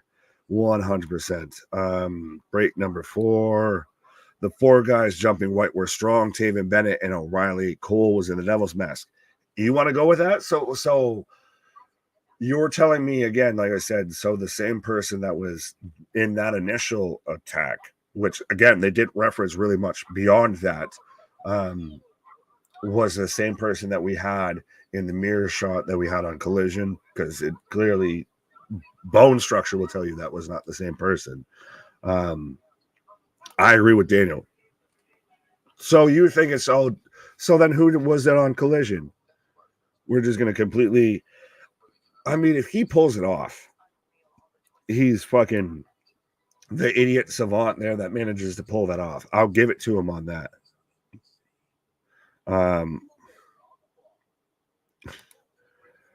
Oh, we're like 5 minutes behind. What are we 5 minutes behind on, my guy? Calm down. The family will retain the tag belts. Fair enough. As I'm a commercial for House of Villains. That's a fucking reality show. Gilly, what up? I'm running late tonight. I know you fellows in this chat enjoy NXT. Not one. Okay. I look at this roster. I'm not impressed by these prospects. NXT Black and Gold was better. Really? I'll ask you then, have you watched much NXT since it went to the 2.0 era? Because to me, 100%, I call it the white and gold era because it's that hybrid between the black and gold and the 2.0 era. Check out the photo of Cole and MJF backstage. Yes, I get that. Sometimes there's this thing called red herrings. Very much, I think KJ knows all about that when he was super behind it, that it was going to be Edge and Wyatt together. and that never came to fruition. So Shotzi's getting fully into this. She's completely changed, well, minus her makeup, into Edward Scissorhands, as Scarlett just pretty much just lost the wig. As they're advertising Shotzi and Charlotte, or Shotzi and Scarlett. So many S's. Chamber of Horrors, watch anytime on YouTube. Curtis, we had it. We're on break 4. All right, Scott, you good, my guy? Because you're out there on caps and mentioning about how we're behind on. Why is Brutus Creed the only one dressed up here, and he's literally just wearing a fucking Pennywise onesie? What? No, not really, Nick, to be honest. Okay, so you're gonna say, so it's not great, but I haven't watched any of it. So fair enough. So, all right. So anybody that comes at us for when we criticize AW or anything like that, we watch all of it, literally all of it, and live. So that's the thing, is I feel like we can talk about why we're able to give our opinions and everything is because we're watching it live. I just strongly suggest to you, sir, watch some NXT. Even if you don't watch it live, just watch it on a replay. You will be pleasantly surprised. Are we spinning the wheel on a tag match? Are we adding the Creeds into a match here? Tables, ladders, and scares. Oh my. What? Oh, so this is going to be, I asked the question earlier of what matches are we going to have set up for next week and everything. And we're setting up a match for next week between Los Lotharios and the Creed brothers in, I guess, tables, ladders, and scares. Oh my match.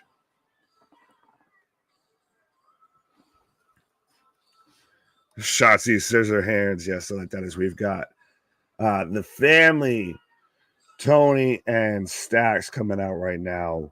So we've got the NXT tag title match on right now, and I'm clearly, in case you could tell, going with the family here. Who killed the world? You did. Why you gotta put it on me, Victor? Yes, better costumes by Shotzi and Scarlett. Well, like I said, I think Shotzi actually changed. Scarlett just took her shit off. God, Dom and the family for the win. Chris, I see your comment. I'm not going to click on it just for the sake of YouTube algorithms, but that fucking chuckled me. Richard, I think Angelo and Umberto beat the Creeds. The Creeds don't have much left to prove in NXT. Yeah, I'm waiting for the big.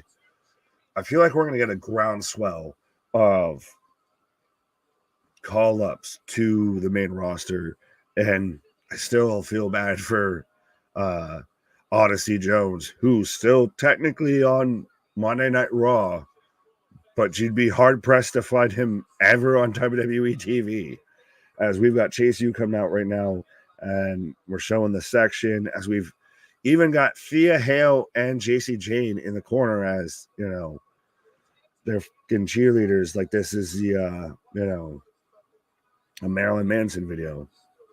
But I think this is where we could get Chase U starting to kind of work in a heel aspect here, because I think Stacks and Tony are strongly the baby faces here.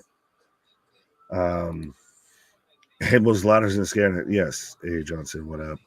I've been a huge NXT fan since Halloween Havoc 2021. Fair enough. Hey, forget about it. Capiche Parzan, my guma. Make this gabagool that's out of this world. It's so funny. It seemed funny that I literally got that 100% and literally was just chuckling because, like, I haven't seen some shit like that in a minute, but 100% got everything you were saying. Speaking of someone who gets everything I'm saying. Most days. Sometimes I speak in a different language. And yeah, something that came up while I was on break is, as this match kicks off, get your predictions in. Chase U against the family for the tag titles.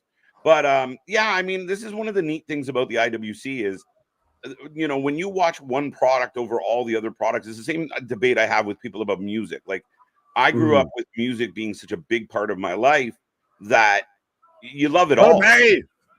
Oh, tope con fussy. That's a spicy meatball. That's a pause. As we're going into commercial here. Did we just come out of commercial? Well, it gives me time to rant a little. Go ahead. But again, when you just develop an opinion on like any type of medium without, seeing the other side of things, like if you watch something and you legitimately don't like it, that's fine. That's allowed. But when you say something, I don't, that's not nearly as good. Like, I'm not impressed. Well, again, I don't expect you to be impressed by names that you don't know much about. So to not tune in, I mean, tune in, watch, have an opinion. But don't just dismiss it because you're missing out on really good wrestling. NXT's been on fire. I'll say this, and I know I obviously have my own opinions and everything like that, but I'll say this, especially being an American in 2023. And if you get it, you get it. You do yourself the best service by gathering a variety of opinions on something, because you really cannot tell where the truth may fall. And I know it'll at least fall somewhere in between there. So I'd rather gather my information from multiple sources than, stick to, I only pay attention to this. Well, that's it. And then again, if you only watch one thing, I mean, you can say, well, I choose not to watch this, but to have a strong opinion. By the way, is this where we plug? You should only be watching us for all of your watch alongs. Watch all of us. Right. Don't miss a minute, folks. We got them all. Right. But sorry, go ahead. I just felt like shameless plug for me. No, that's it. We're good. But no, you were okay. Fair enough. My boy Andre Chase wearing the Olympic sixes. All right. Bro, I need to send you a video of I watched dude that was part of the Danbury Trashers. The Galante family and everything like that. And he's watching a box lacrosse fight. And he's just so fascinated. The man's out there in some Jordan 11s, just throwing hands. And the second I saw the braid, I was like, this dude's native. He's just going to fucking throw hands 100%. Right? No, I mean, insane. That one's for you. No, it's for money. There we go. Thanks, Scott. It doesn't matter why is everyone on cap lock tonight? Wait, what? It doesn't matter what it's called, Alex. It's on next week. There we go. All right, we're just coming to terms. What are we going on about here? I have no idea. Fair enough. You can have that. Right. You guys watch a lot of wrestling from WWE, AEW, Impact, New Japan, GCW, and several independents. That being said, no, stop. Director's cut. I see where this is going. If you haven't read.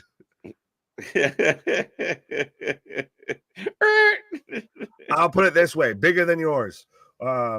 This is why I love this channel. You fellas give valid, good opinions and viewpoints, and you don't reject anyone for their thoughts. No, 100%. Nope.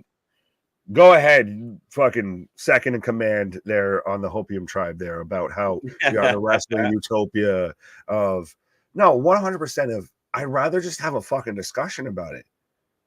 Well, I mean, that's what it is, right? And I mean, I love the idea of, again, just being a wrestling fan. And there's some nights where I'm sitting here banging my head off the mic, like, what can I do to go home and get off this?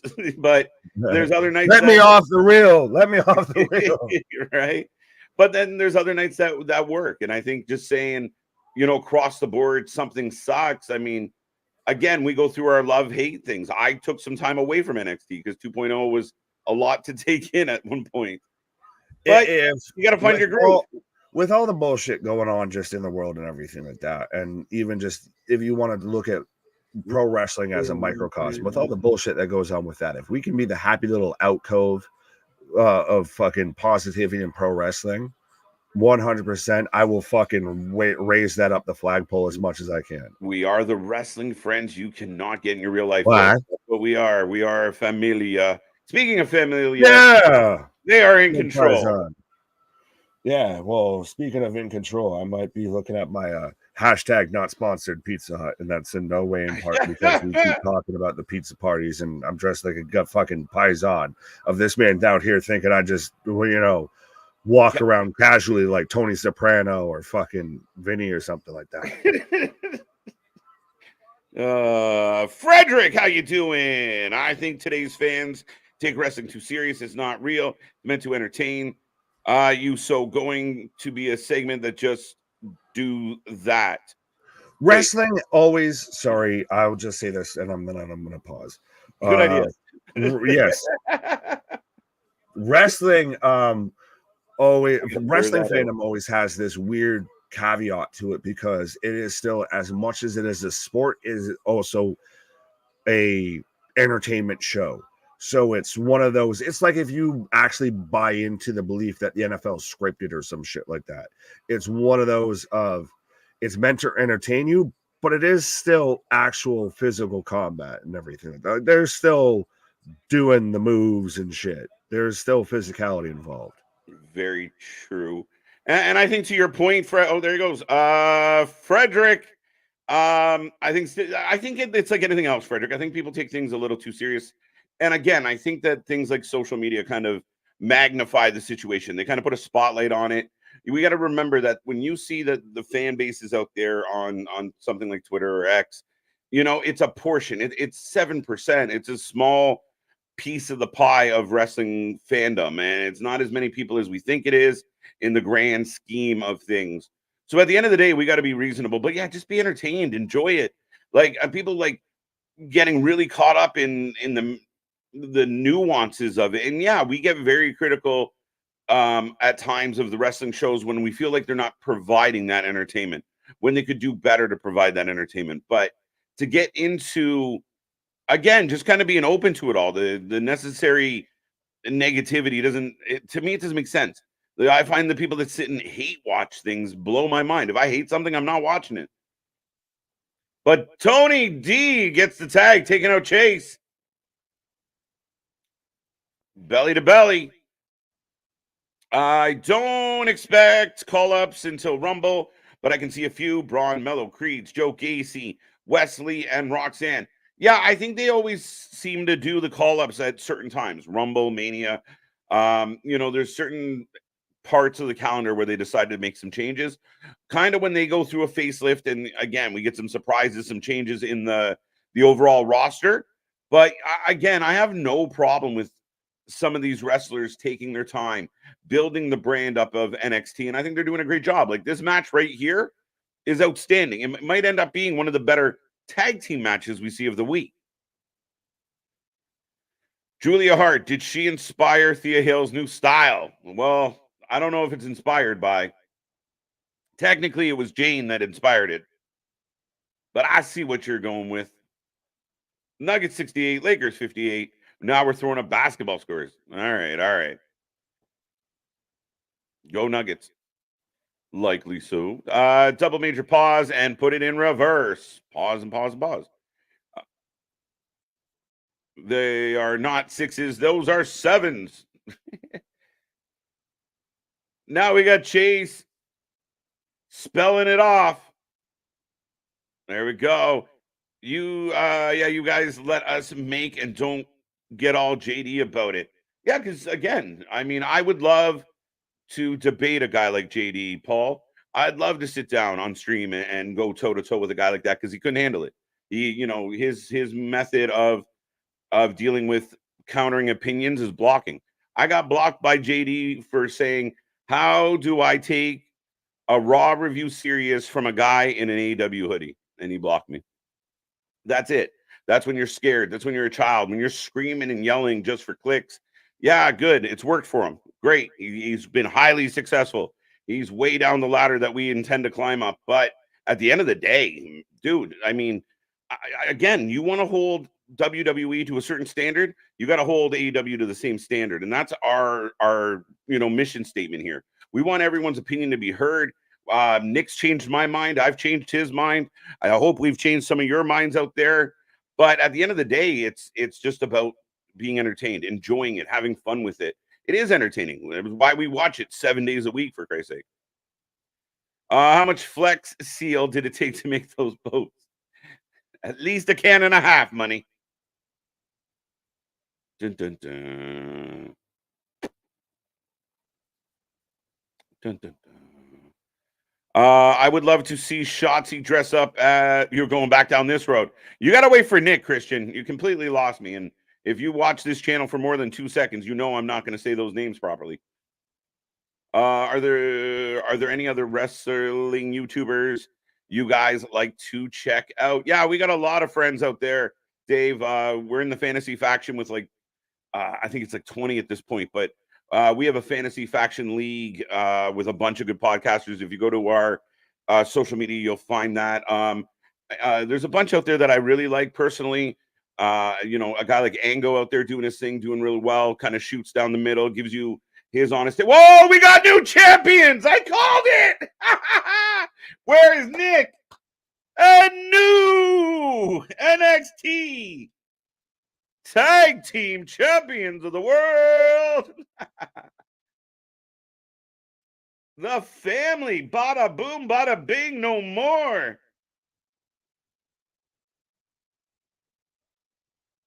Oh, wow.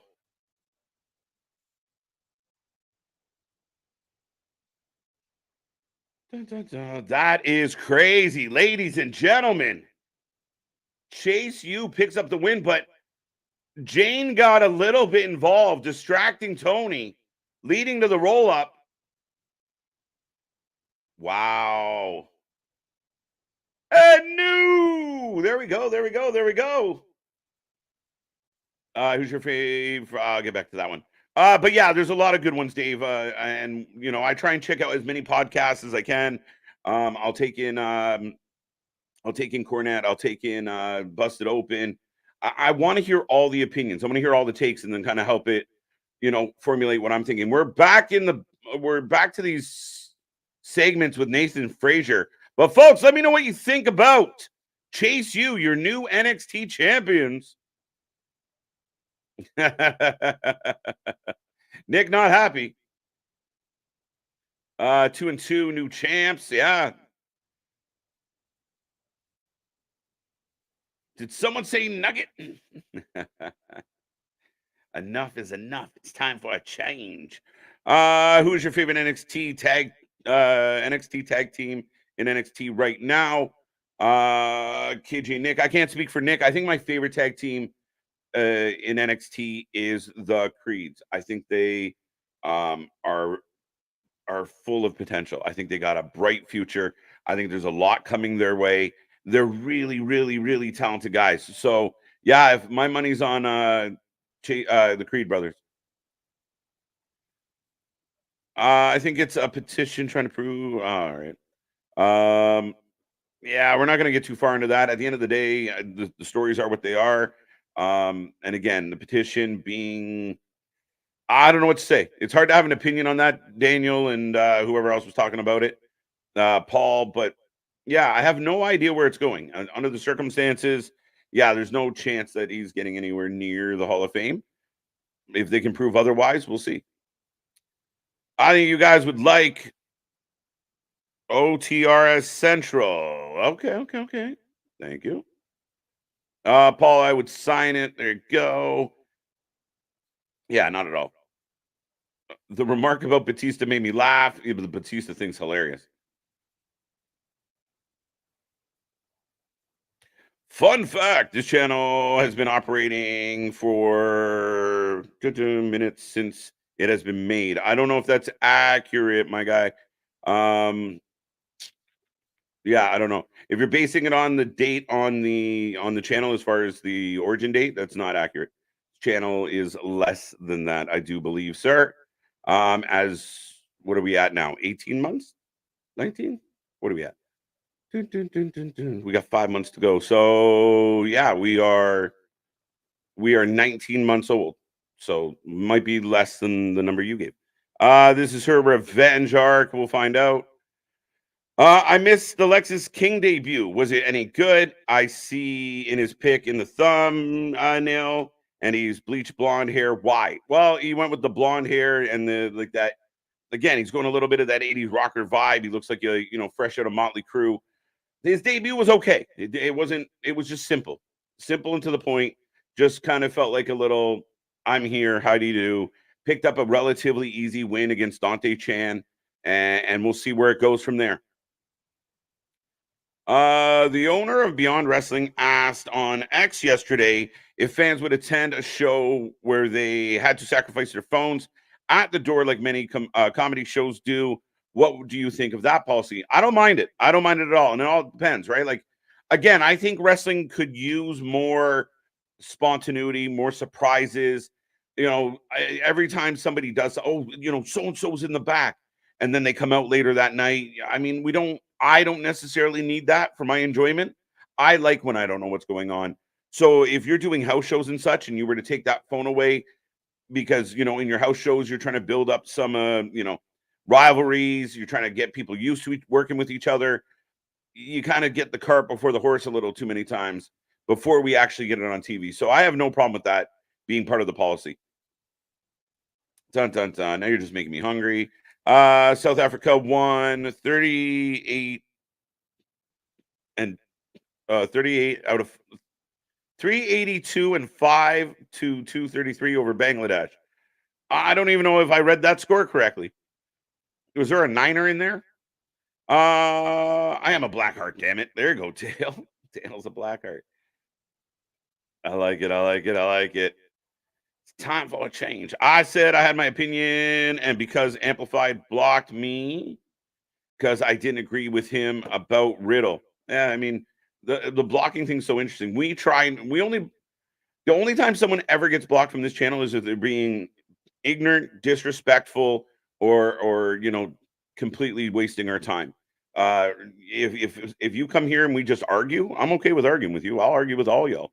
But at the end of the day, yeah, I mean, like I said, I've been blocked by a couple of people just for not agreeing with them.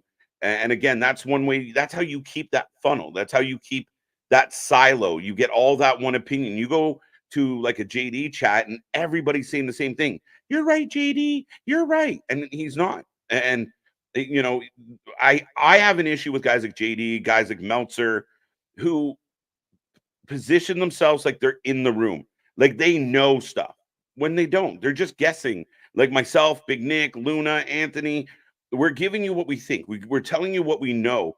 Oh no, this is 100% happening. This is for sure what's happening, but they don't know. They're full of shit.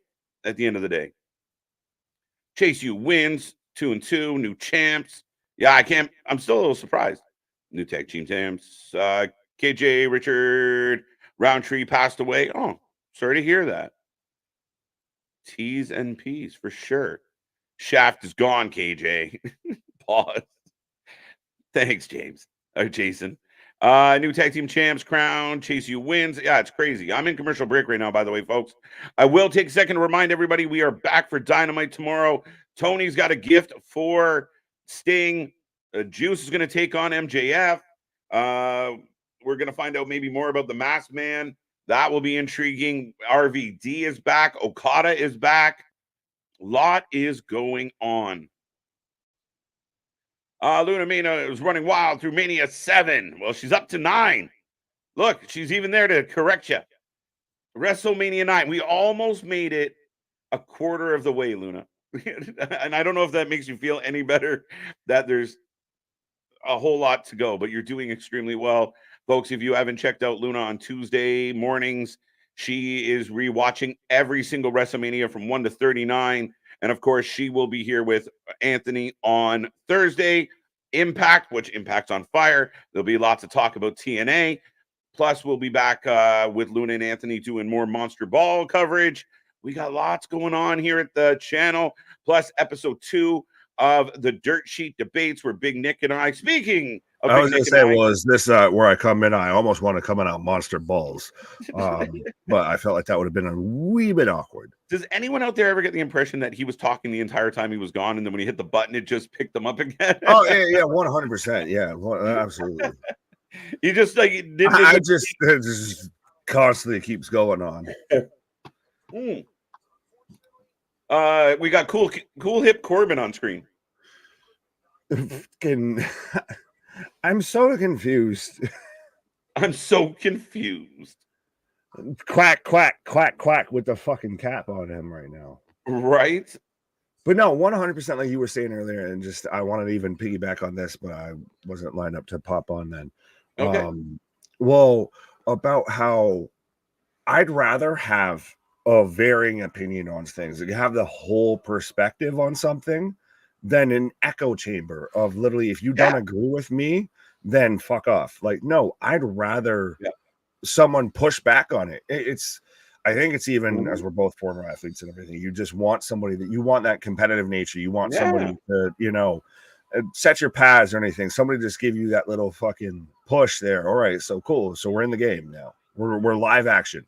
Yeah, no, and absolutely. That's what we've always been about here. And we welcome all opinions. Even the hosts on the show don't agree.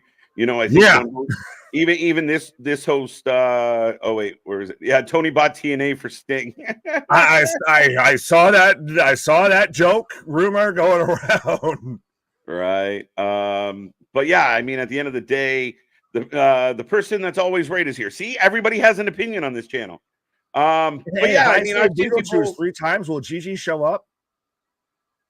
Will Gigi show up? Is just asking for a friend. Well, no, because she's out here wearing Beetlejuice gear and goddamn. Oh, I see. Thickness. There you go. Yeah, it never works when I have to explain the joke. Let's go. Let's keep it going. As we've got Blair coming out here getting like Georgie. As we get a lights out match. Oh, they all float. They all float, folks.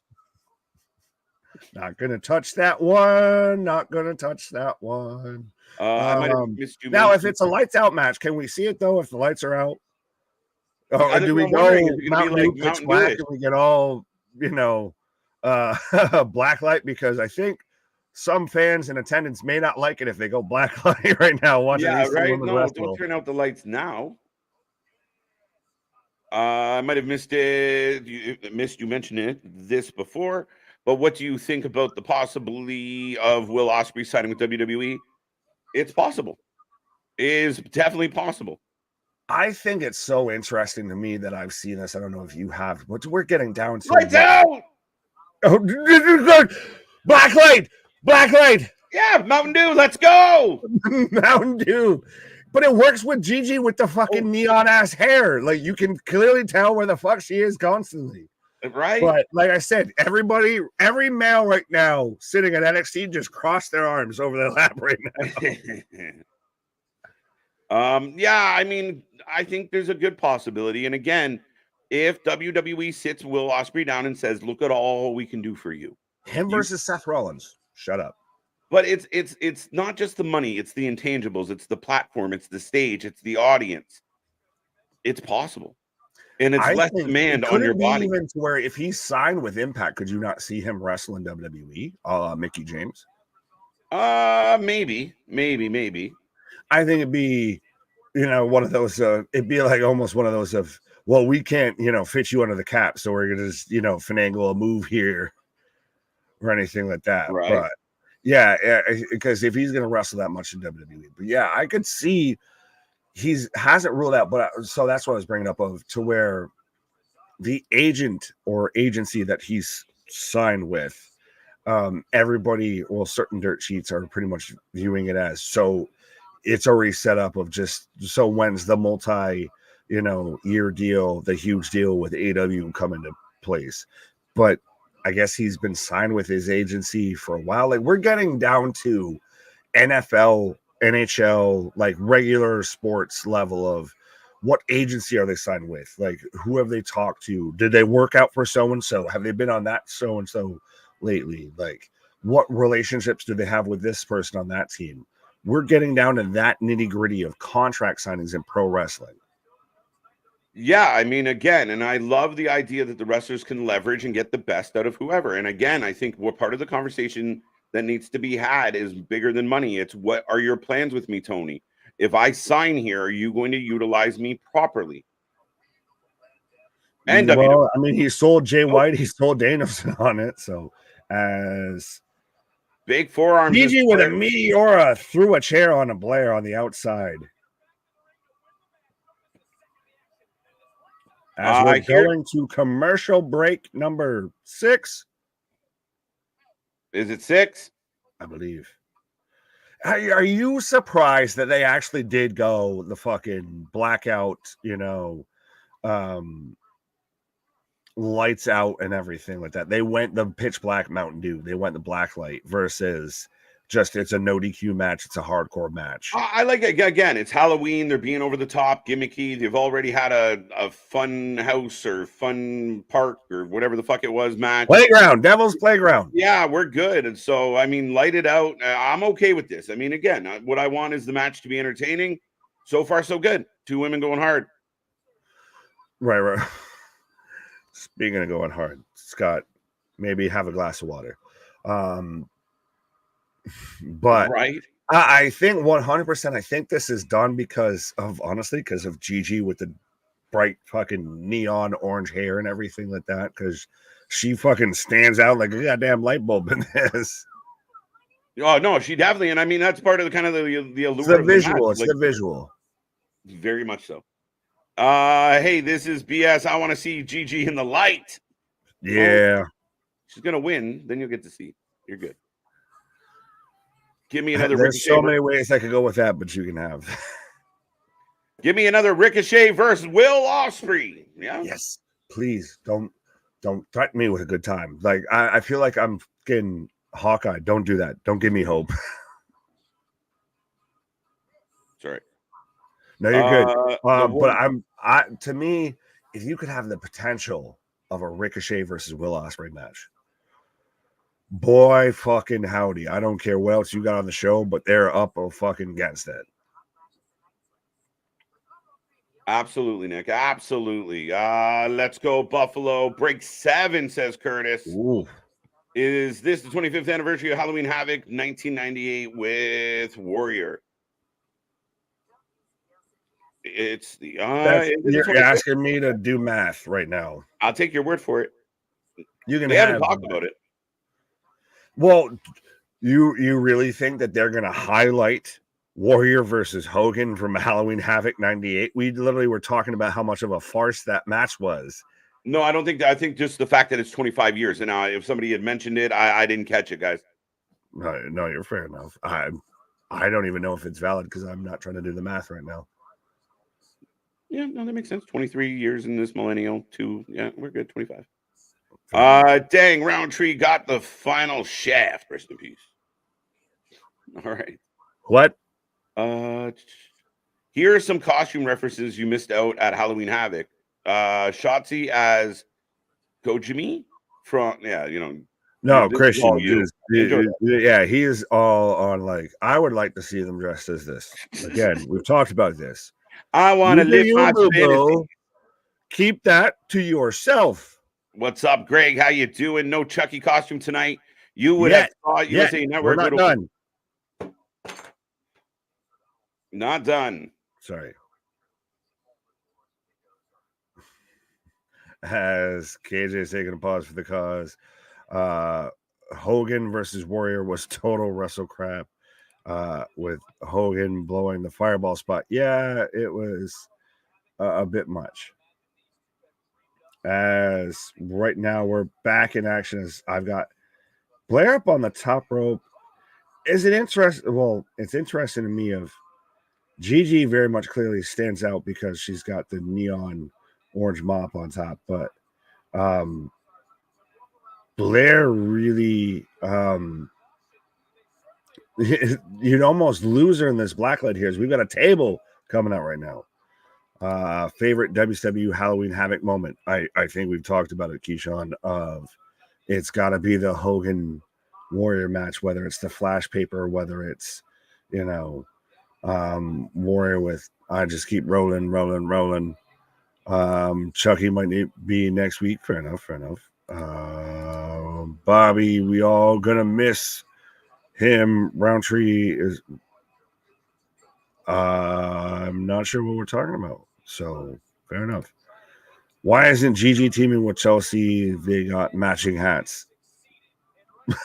Fair enough. And then we just bring back Alicia Fox too. And we can just all have, the top hats and all that. Oh, Gigi in the turnbuckle right now. Halloween next Tuesday, possibly Chucky shows up next week. So do we get another segment of we get Chucky with a Steiner involved? If we get Braun and Chucky going at it? Is that how we announce that Braun's going to take on Von Wagner as Chucky shows up to announce it.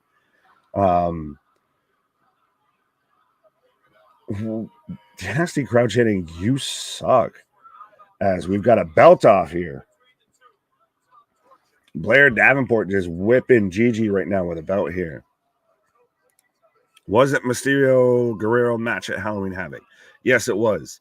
That's what I talked about it earlier of, to where it had, that's where Mysterio had the, I believe it, yeah, Mysterio, the fucking purple leotard shit. RoboCop saves Sting. Was that at Halloween Havoc, or was that just in WCW? As Blair throws in a chair right now. So we've got strap versus strap right now going on right now in the ring, as Gigi just beating the fucking leather out of Blair. 1, 2, two count. Am I the only one that's getting like fucking Michael Schumacher, fucking Batman and Robin, George Clooney, Arnold Schwarzenegger as, well, no, it wasn't even Arnold Schwarzenegger as Mr. Freeze, but fucking Jim Carrey as the Robin, or Jim Carrey as the Riddler. Sorry, what's the name as Robin? Tommy Lee Jones is Two-Face right now. This is the vibe I'm getting watching this match right now. This is what this looks like. How big of an impact would you think Ospreay to TNA would be? I like what you did there with the pun, but as two count from Davenport. I would think it would be a huge signing. I would argue if it would be bigger if CM Punk signed there. But I think it would be a huge signing. It would be really, you'd have Kenny, I would say that should be the best bout machine, or Kenny or Brian, that should be the best bout machine for AEW. I know obviously I'm Jeff, but as far as in-ring goes, your workhorse, you have Ospreay with Impact, you have Roman, or if you want to go Rollins with WWE, as Blair's setting up a table right now on the outside here. Howdy. Hey, the match rolls on, folks. We're still got those lights out. Now, have you watched the Batman movie I was referencing? Yes. Well, no, that's the whole vibe that I get with this. It's so weird, and it throws me off. I didn't like the pitch black match because we've got the weird black light. It's the same thing with Seth Rollins when we had the Seth Rollins and the Fiend in the Hell in a Cell in the red light. I don't. So you're not a big fan of like what they're doing right now? I just think it's too much. Okay, no, I think I like it. I don't mind it at all, especially being what it is. Oh, two count on a. Did you get the spin out power bomb onto the trash bin? 2 count. Both ladies rolling under the rope. Oh, and the table set up at ringside here. What do you think about? Sorry. All good. Keep going. No, what was your question? No, I was just reading what Damien said. That's all. Where's his comment? What do you think about Nathan Frazier challenging Dominic Mysterio for the NXT North American Championship for next week's KJ Nick? Did they announce that? Is that what he was? Frazier bringing that up in this segment? I have not seen it. Oh, what is this? Oh! Superplex on the table, and they abandon the rules of they who set it up must go through it, as they're having the sense of the crowd saying, "Holy sugar on the iced tea."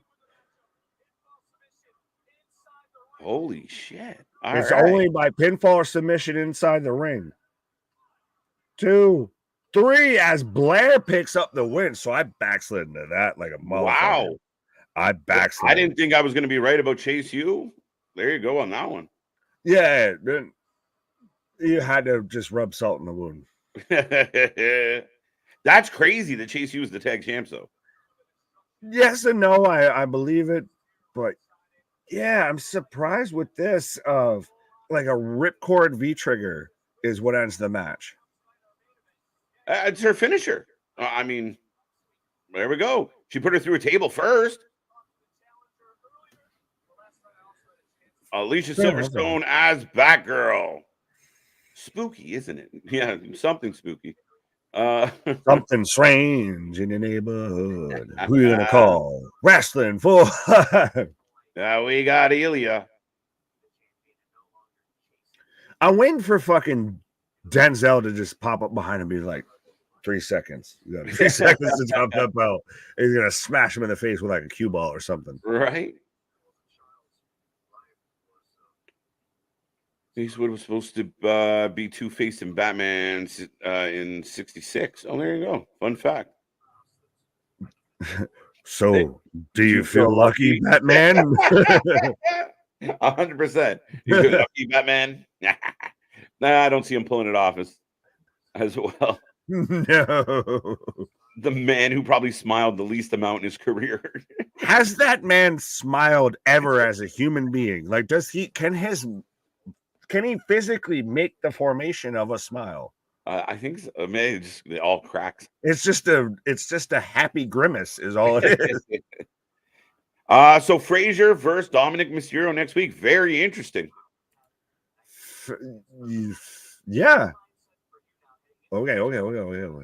Gigi gonna lose it again. 4-1, 3-2, 3-2. Wow. A lot of people all over the place tonight. 3-1. I expected a Gigi win, but Blair is a good heel for NXT. I wonder if there's one more match for these ladies. They've had 2 now and split them. They got a triple threat. Yeah, you got a best of 3 series. I believe it. Can we where you ended in a singles match or a stipulation? What stipulation? I mean, at this point, both the other 2 matches, I believe both were stipulations. So it's just we're gonna have to up our game. Stick them in a cage or something. Oh, they had it. Did they have a cage match? Or do you do the adverse of you've had 2 stipulations, so now you just have a straight up singles match? Yeah, maybe you work your way down. Well, prove who is better in ring type of thing. Yeah, maybe. Can we as wrestling fans come together to chant "Holy poop"? No, I think it's fun to watch the guy on the button sweat. Well, I mean, he doesn't have it halfway as hard as the guy for AEW and everything like that. No. Christ, Moxley match should just be on mute. Yeah, no shit. But yeah, Ilya there talking away and talking about his match. Does he not remind you of Charlie Hunman of fucking Jax Teller from Sons of Anarchy? A little bit, I guess. I see it. You might have to give him like a leather vest and a wallet chain.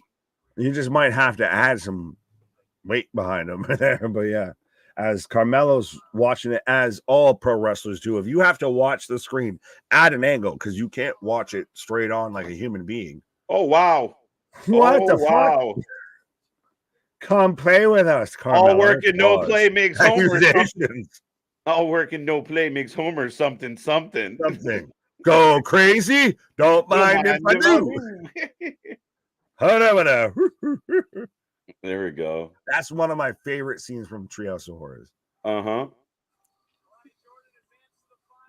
Dude, I'm loving Scarlett and Shotzi tonight. I really am. I'm not lying. They work as spooky bitches. They're doing well. They're doing really well. I hope they host night 2. Yeah, well, that's why they host a YouTube show about spooky shit. Let's go. NXT Women of Wrestling is good tonight. Very woman heavy, and it's been a good night. It's been a good set of matches. Tag match was really good. Right. Yeah, I'm glad I missed my fucking family getting beaten. That's crazy.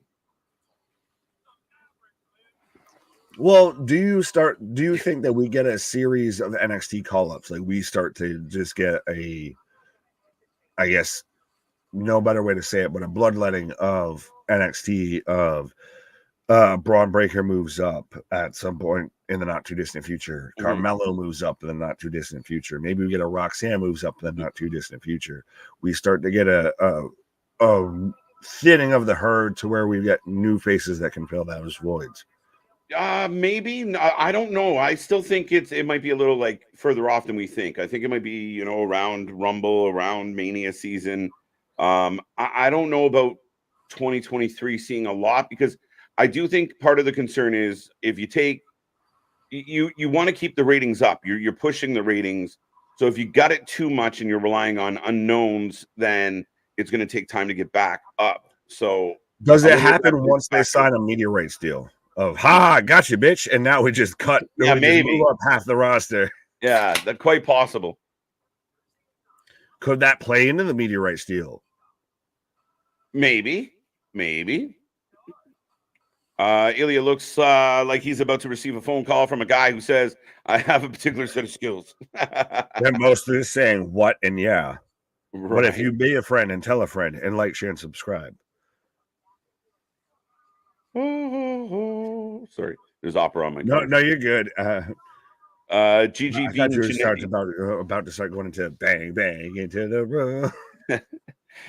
Here's a Halloween Havoc history lesson. Oh, all right, Christian sharing some info. 1991, the Z-Man versus the WCW Halloween Havoc Phantom. And after the match, Paul Heyman introduced the world to Ravishing Rick Rude. Fun fact. Interesting. There you go. I can't say if you're right or wrong, but you're going to have that. It's happening. Dom versus Frazier. Bat Nips. Yes. No, that's from that movie we were talking about. We're that far behind. Yeah. Okay, we're getting there. Lola Vice for the win. Okay.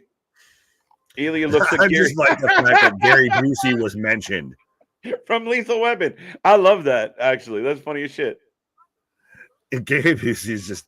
I just always laugh because of how he was involved in Predator 2, and then his son was involved in a later Predator movie. Right. Robin Williams was supposed to be the Joker as well in '89. The Riddler. The Riddler. Last I knew, he was supposed to be the Riddler, not the Joker. There you go. Lola Vice for the win. Whatever Lola wants, Lola gets. Lola for the win, guys, for sure.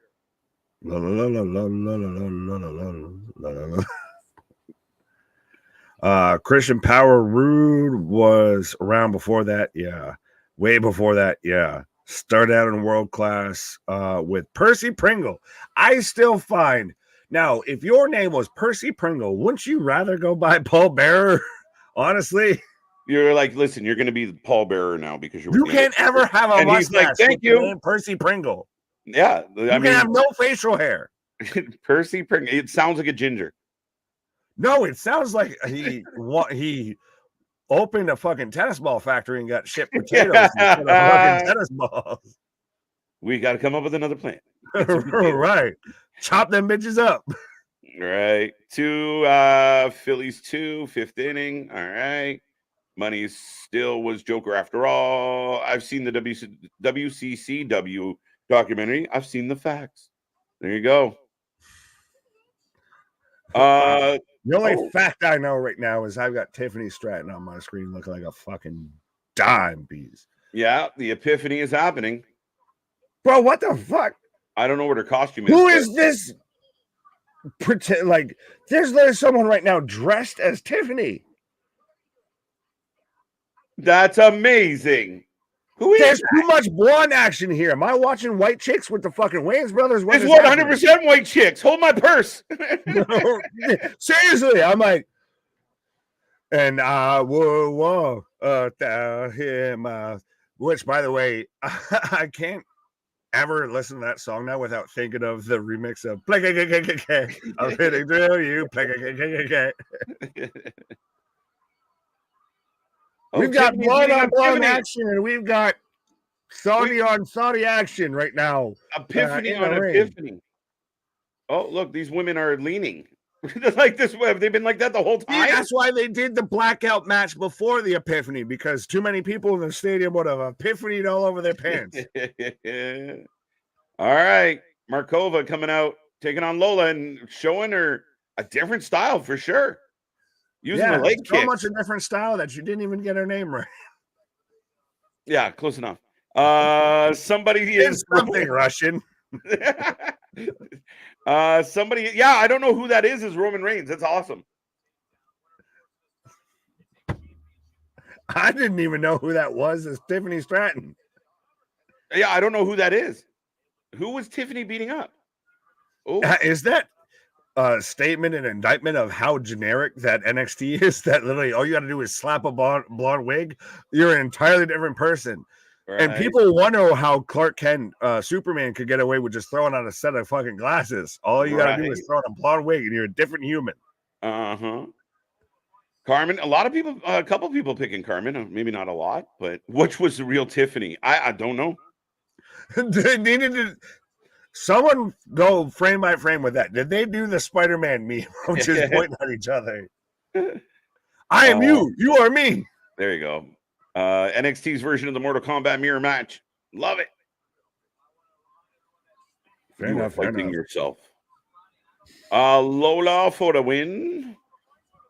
Would the real Tiffany please lay? Oh, why'd you go that direction, Larry? But hey, I mean, I ain't gonna say no. Lola for the win. Well, yeah. So, how did I pick the Canadian in this? It's true. I went against her. I'm sorry. You got this. Well, I think it's because I mentioned Electra Lopez is going to be there and everything. You have a thing for the Latina. Yeah, I mean, like I said, I see plenty of Canadians. I'm going for the Latina. Let's go. Man's a fan of that caramel. I'm picking Karmen for the win. Oh yeah. Ooh. Yeah, she's not in this match. What's up, Chambers? How you doing? Good to see you, buddy. Karmen Petrovic. There we go. Yes. Once you pop, you can't stop. Percy Pringles. Pause. Oh, you have that. Oh, yes. Between the real Tiffany and the that broke me. Oh, yeah. What are you doing back there, Paul? Nothing. Oh, you don't want to know. Respectfully. I'm popping because it can't stop. You know you're there. You go. Sup, KJ and Nick. What's up, Jason? How you doing? Shaft Richard Roundtree passed. Yeah. T's and P's. Shaft. Shut your damn mouth. Like the original Shaft. Oh, well, that's why I was looking like Shaft. John Shaft. Yeah. Shaft. Yeah, so I was like, oh, shit. Yeah. Came up in the chat a couple times. T's and P's. Yeah, 100%. Absolutely. That man is still just a fucking stone cold stunner at the pearly gates here. He's asking fucking St. Peter there for a fucking a fifth of that fucking Black Mass, essentially. Easy Jesus. It's over. Oh, Vice grip. The vice grip. I like how Booker just says, let me see it. Let me see it. How you doing? How you doing? And Lola Vice with the win. So we've got Lola Vice versus Kelani Jordan in the finals next week. Fake Epiphany was Fallon Henley. Good on her. Good. She did it well. I don't know if that's a compliment or an insult. If you put on a blonde wig, you're an entirely different human being. Lola Kelani. Oh, this one's a tough one to call. Look at that. They jumped right into pose. Match. Did they practice that? Test your fight.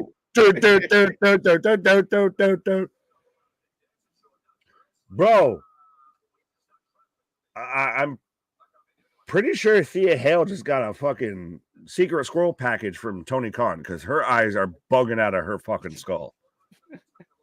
She's out there like. Right. That's her, though. Yo, Bo is in the back. Bo is in the background. Who, what? Bo is in the background with Dante Chen.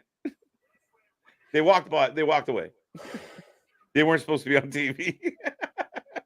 Like Bo Dallas? Is that what you just said? No, Wendy Chu's old running mate. Oh, I was like, there it wait, is. hold on. You were about what the Hello. bro? What the fuck? We have Chelsea Green as Red Riding Hood, and we have Piper Niven as the big bad wolf. Thank God they did not put her as Shrek. Dude, I have on my Instagram. I went and I won a costume party as a werewolf 2 years ago now. I Not thought last you year, were the about year to say before. as Shrek. No, but she's the Shrek wolf. Donkey. Little Red Riding Hood. I guess they're picking a fight with Jane and Thea. But so JC Jane's becoming a little bit of the Rhea Ripley here. She literally chase you, let's go. Right. And they all follow in tow. Uh-oh. Bird Lady looking ready. She's looking like female fucking Danny DeVito is what she's fucking looking like. Fucking my streak is crashed. So dramatic. 3-3, 4-2. Hot. Oh, Becky. Becky's not in a costume. As I'm getting an NXT merch ad, which, by the way, if you haven't done so already, go and grab our merch. We got, everything is at low prices. They're priced to sell, folks. We're at Lola Vice prices. There you go. But yeah, it's so funny to me that even they had Cora Jade in the ad, and Cora Jade hasn't been on NXT in months. Yeah, very interesting. And a lot of people, you saw her recently of like, I'm in no rush to come back. I mean, I guess we're in no rush to have you back. Take your time, girl. You can have that. That ain't even what I'm mad at. Right. Look in the background. I was with you, Dale. And I was saying earlier, like Boa's got the whole like face paint thing going on. Like he plays for the Tokyo Giants. Like I don't know what the hell's happening. You have no marbles. You have no marbles. That needs to be a fucking stream that happens just on a quiet weekend or just randomly during the holiday season. We've talked we so much watch about it. Fucking Major League together. Yeah. I can't watch the third one with Darcy, with Jefferson Darcy. Oh, I didn't even know that was a fucking thing. I got 1 and 2, and I think the only person with the rest. Yeah, I think the only person in the third one was Dorn. Yeah, no. Enough of this whole label shit. Jabu is pleased. Going to be a short tag title reign for Chase U because JC and Thea. What if they all get tag belts? What if Chase U gets gold for everybody? Well, who does Chase U defend the belts against? And I found it funny of even Raquel put out there, I think the women's tag titles are cursed. No shit, Sherlock. Right. Are you late to the party? Know who I think they're going to send after Chase U fairly soon is, especially as a champ, would be Crime Time 2.0. We're bringing it to you. Maybe. Please, new tag champs. I think they need to move up to the main roster. They're done in NXT. They've served their purpose. They've ran through their fucking runway. No, they're good. They're really good. What in the creepy doll shit have I got for an NFL advertisement right now between the Bears and the Chargers? I guess it's scary because no one wants to watch that goddamn game. It's funny because I'm getting a commercial about how Americans don't know anything about hockey. Fair enough. I won't say wrong. No, but that's what the commercial, like it's a sports. You have a fucking PSA in your country about how we don't know shit about hockey. Like Americans know shit. No, it's like a sports betting. You have like a PSA of how to speak to Americans about hockey in your country. Yeah, we got that just runs like a regular ad. All right, just on a cycle. Right. This is how you speak to American about hockey. You have a fucking Canadian to English commercial that just runs apparently, right, constantly. I think Chase U versus Alpha Academy, interesting. You have to bring one down to NXT. Yeah, I mean, I'd send Gable and Otis down for a match or two. What would that not feel for a match or for they win the belts? Because that's the thing is I was the one that was like, it needs to be Gable that takes the belt off of Gunther. But if you're going to move, he went from challenging Gunther, heart tugging moment to where his kids are crying in the front row to where he's on NXT. Oh, how the mighty have fallen. I don't know, because I still think when you're doing like these temporary stints, like what Becky's done with NXT, to me it doesn't feel like Becky got demoted. I think so I don't feel like him going down to NXT is like, oh, you screwed up. Like I mean, I'm as long as he's in something interesting and can, it makes sense. I think it works okay. I don't think he's still in that tag team IC title picture. I don't know. Crime Time and the We Swear This Isn't Stolen Shopping. Oh no, Tyler, Tony, too many T's, tantalizing Tyler, Tony, titillating and taskmastering, I guess. Well, this kind of popped me of KJ. Can TK gift for a Sting be a huge, not a hug, I guess, huge image, Nick face expression? What? Just a fat head of me? Please don't. You don't want that. Look, they got a picture fuel for your fucking children. They got a picture of Tozawa with the Heritage Cup for the record, by the way. I guess he put it out in the world. Yeah, I mean, we've had a lot of jokes about anybody in the chat right now. What is the gift that Tony is going to give Sting tomorrow? I would appreciate mostly wrong answers. Well, I think mostly will be wrong answers, but I do think you kind of nailed it initially on the head of to where he'll be the first inductee into the AEW Hall of Fame. Yeah, and Tony will just fucking shake the microphone like a motherfucker when he's announcing it. Yeah, I really don't feel like a company that's 4 years old should be opening a Hall of Fame because, oh wow, Braun and Carmelo talking it backstage. More sprayed on facial hair, Braun Breaker or Lexis King? Who listened to Vince more with shave them sideburns? Braun's winning a little. See Montgomery Burns. Nothing around those ears. This is interesting but Braun accusing Carmelo of jumping trick. I mean, we were there and we watched it to where Carmelo had that moment of if it came to be, it came to be. Well, I mean, Carmelo was wearing that leather jacket, kind of Michael-esque, as he betrayed his friend. Night one of Halloween Havoc has more cake than a bakery, more cake than Mindy's Bakery and Pepperidge Farm combined. Pepperidge Farms remembers. Do you remember? It might be the comment of the night there, Curtis. I like that one. I'm gonna star the out of that. This is Sarah Lee. If you didn't know the vibe right now, 100% be a friend, tell a friend, like, share, and subscribe. We are on the pathway to 3K subscribers, so help us get there 100%. If we hit 3K subscribers, we'll have literally double time our subscribers from last year within the same year. So 100% be a friend, tell a friend. We do this for anything and everything when it comes to pro wrestling. We've still got more rounds in the chamber.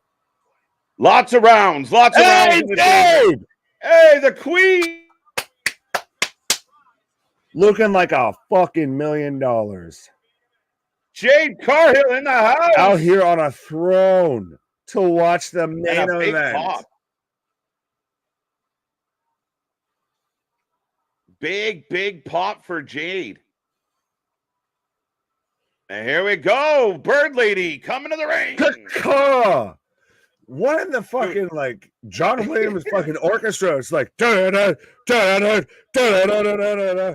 Like it's just good. For her to fucking come out, right? I think she's going for that. Like, but this is the first we've seen Jade actually ringside, anything like that, outside of like a little video package and stare off backstage. This is the first time she's been near the ring. She's getting closer as we go here. And it's funny because I keep throwing on like the thumbnails. I keep putting Becky, like whoever Becky's fighting, and Jade. Finally, she's literally dead center of our fucking image right now. Like, you better be here tonight. You better Yeah. do something. So now the question He's becomes, out here constantly just poking her with a stick. Do something cool. right? Jade's here. Whoa. My mom playing tricks on me. Bird lady. I'm taking Becky to win this match. And now that Jade's there, if you don't have her interfere, you at least get Becky up in the turnbuckle. You get that stare down that point, and you get Jade doing the oh yeah, good on you. Why doesn't Bird Lady go quack quack? She's a bird, not a duck. The guy at the ringside goes quack quack. Honk honk and goose. Shucky ducky, let's go. Shucky ducky quack quack. Becky Lynch for the win. I'm taking Bird Lady. Time to flock off. Let's go. I'm a peacock and you got to let me fly. Right? 50-50 split. Bobby's a fence sitter. Bobby is the Cody Rhodes of the chat. Though, she has to, if she's not going to do it at the end of the match, she has to do it to where she, unless I miss it, to where she goes in the ring post and she points at Jade. I think that, that's got to be that's after the match then. So that tells me Becky wins. Oh, she's looking over though. She's taking a moment to notice her. Was she noticing her? I saw her looking at the belt. Huh? Like the belt she's holding? Yes, the belt. No, right before the lights went down, she kind of looked over to Jade, like stopped in that corner. But I think if you're correct on the prediction and she just wins outright, that will be how this show ends. Why does Vera just seem like the one chick that's so, like their mom keeps telling them they're really good at gymnastics, so they show up with like the fucking glitter and shit on their face, like they're the top cheerleader and they really are like fucking at the bottom of the fucking barrel here. Superstar. Superstars. Fucking spear fingers. Fingers. TK's gift for Sting, another title belt. The Sting International Championship. The Crow Championship belt. Right. My gift to you is I bought Metallica's fucking Seek and Destroy until your career ends. Right. Sting gets an AEW title shot. Would be very interesting considering he is retiring. No. It wouldn't be interesting because you know who the fuck would win it. Is it like, we brought back like Muda's coming back for your main? I thought that's a more believable situation as literally we had ding ding bell ring as we're 3 minutes left in NXT and we're in commercial. Yeah, it's brutal. Literally, we got one kick. Who you got? Spinning back kick commercial. Chucky slash. Young Lass will win. The young one, so not Becky. All right. Well, you paused right as I said that, so I was like, did I throw you off? I'm sorry, I'm not a fan of Jade. Couldn't stand her in AEW. Can't stand her now. Ooh, Alexis. But you haven't seen her now. But what don't you like about her? Give it a chance. Give it time. I'm curious. Right? I've been there with foods of like, oh, I hate this until I actually try it. I'm like, not bad. My criticism of Jade in AEW is I feel like she was put in positions that she was not ready for. And she told the story of how, like, the first time she went to use a chair, Punk was the one who was like, hey, you got to choke up on that chair. This is how you swing it. Nobody in the company told her to how to swing a chair. They just said, go swing a chair. So, I mean, that's where we saw Jade getting some very sloppy, clunky matches. But I think she's a presence. I think she's a star. And yes, very WE. It's an indie, it's a spot show, 100%. But that's neither here nor there. As we're in commercial break, I want to know if we've crossed the line. The line was at 9, so I want to know if we've crossed the line here. It's got to be 10. I feel like we're at 10 or 11. It's been a lot. Well, is it so interesting that we're literally like we got like a spinning back kick, and we're literally 2 minutes left of the show. If you were DVRing it, you're watching us on the replay, and we would have been out of time here. Yeah. Jade sitting on Charlotte's throne, so disrespectful, right? What are you doing? Nah. Bird Lady for the win. Caw. Oh, is GM of Ring of Honor. What about Bibbins? I am I the only one that just finds it cringe that the fact that TK has a gift for Sting is one of the major selling points for that show. It's very interesting. It very much is. Very cringe. Let's call a spade a spade. You can tiptoe and be polite about it. No, this is awkward.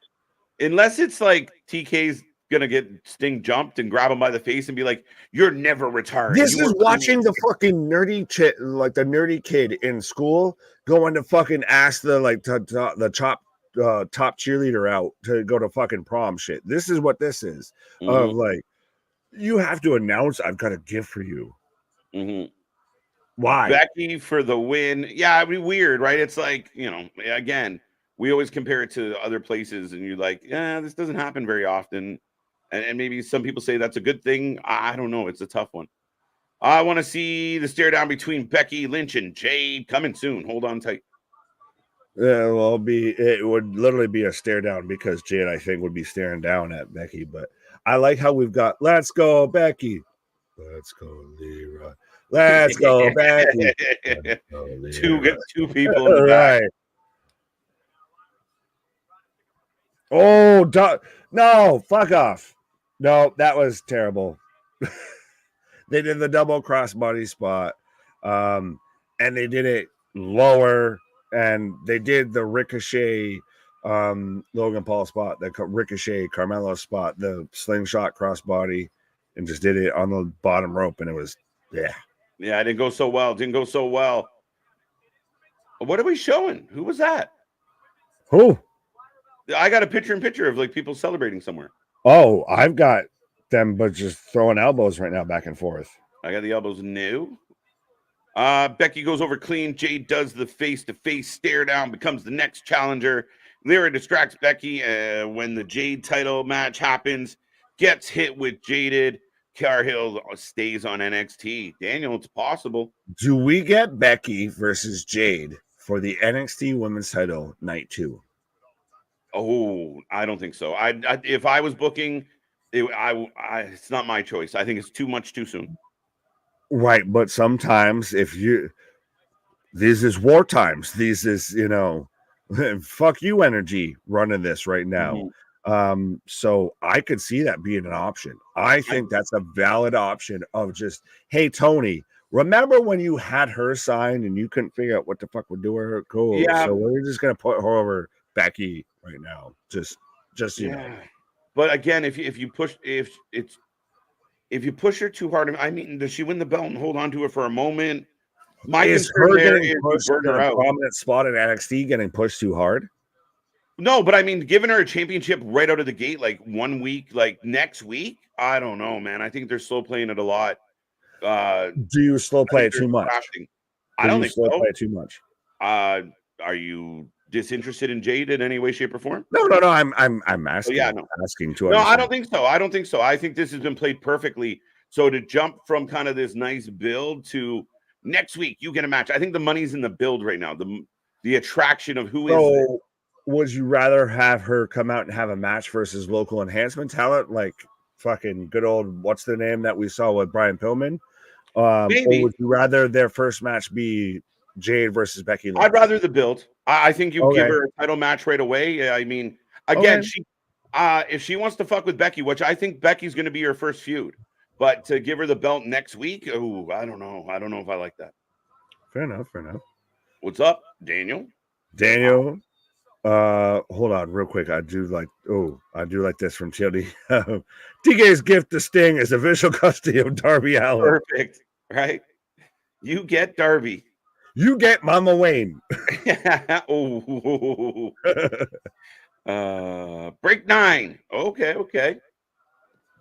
So we're at the line. I think we're stuck at the line because we're in 4 minutes deep into injury time here.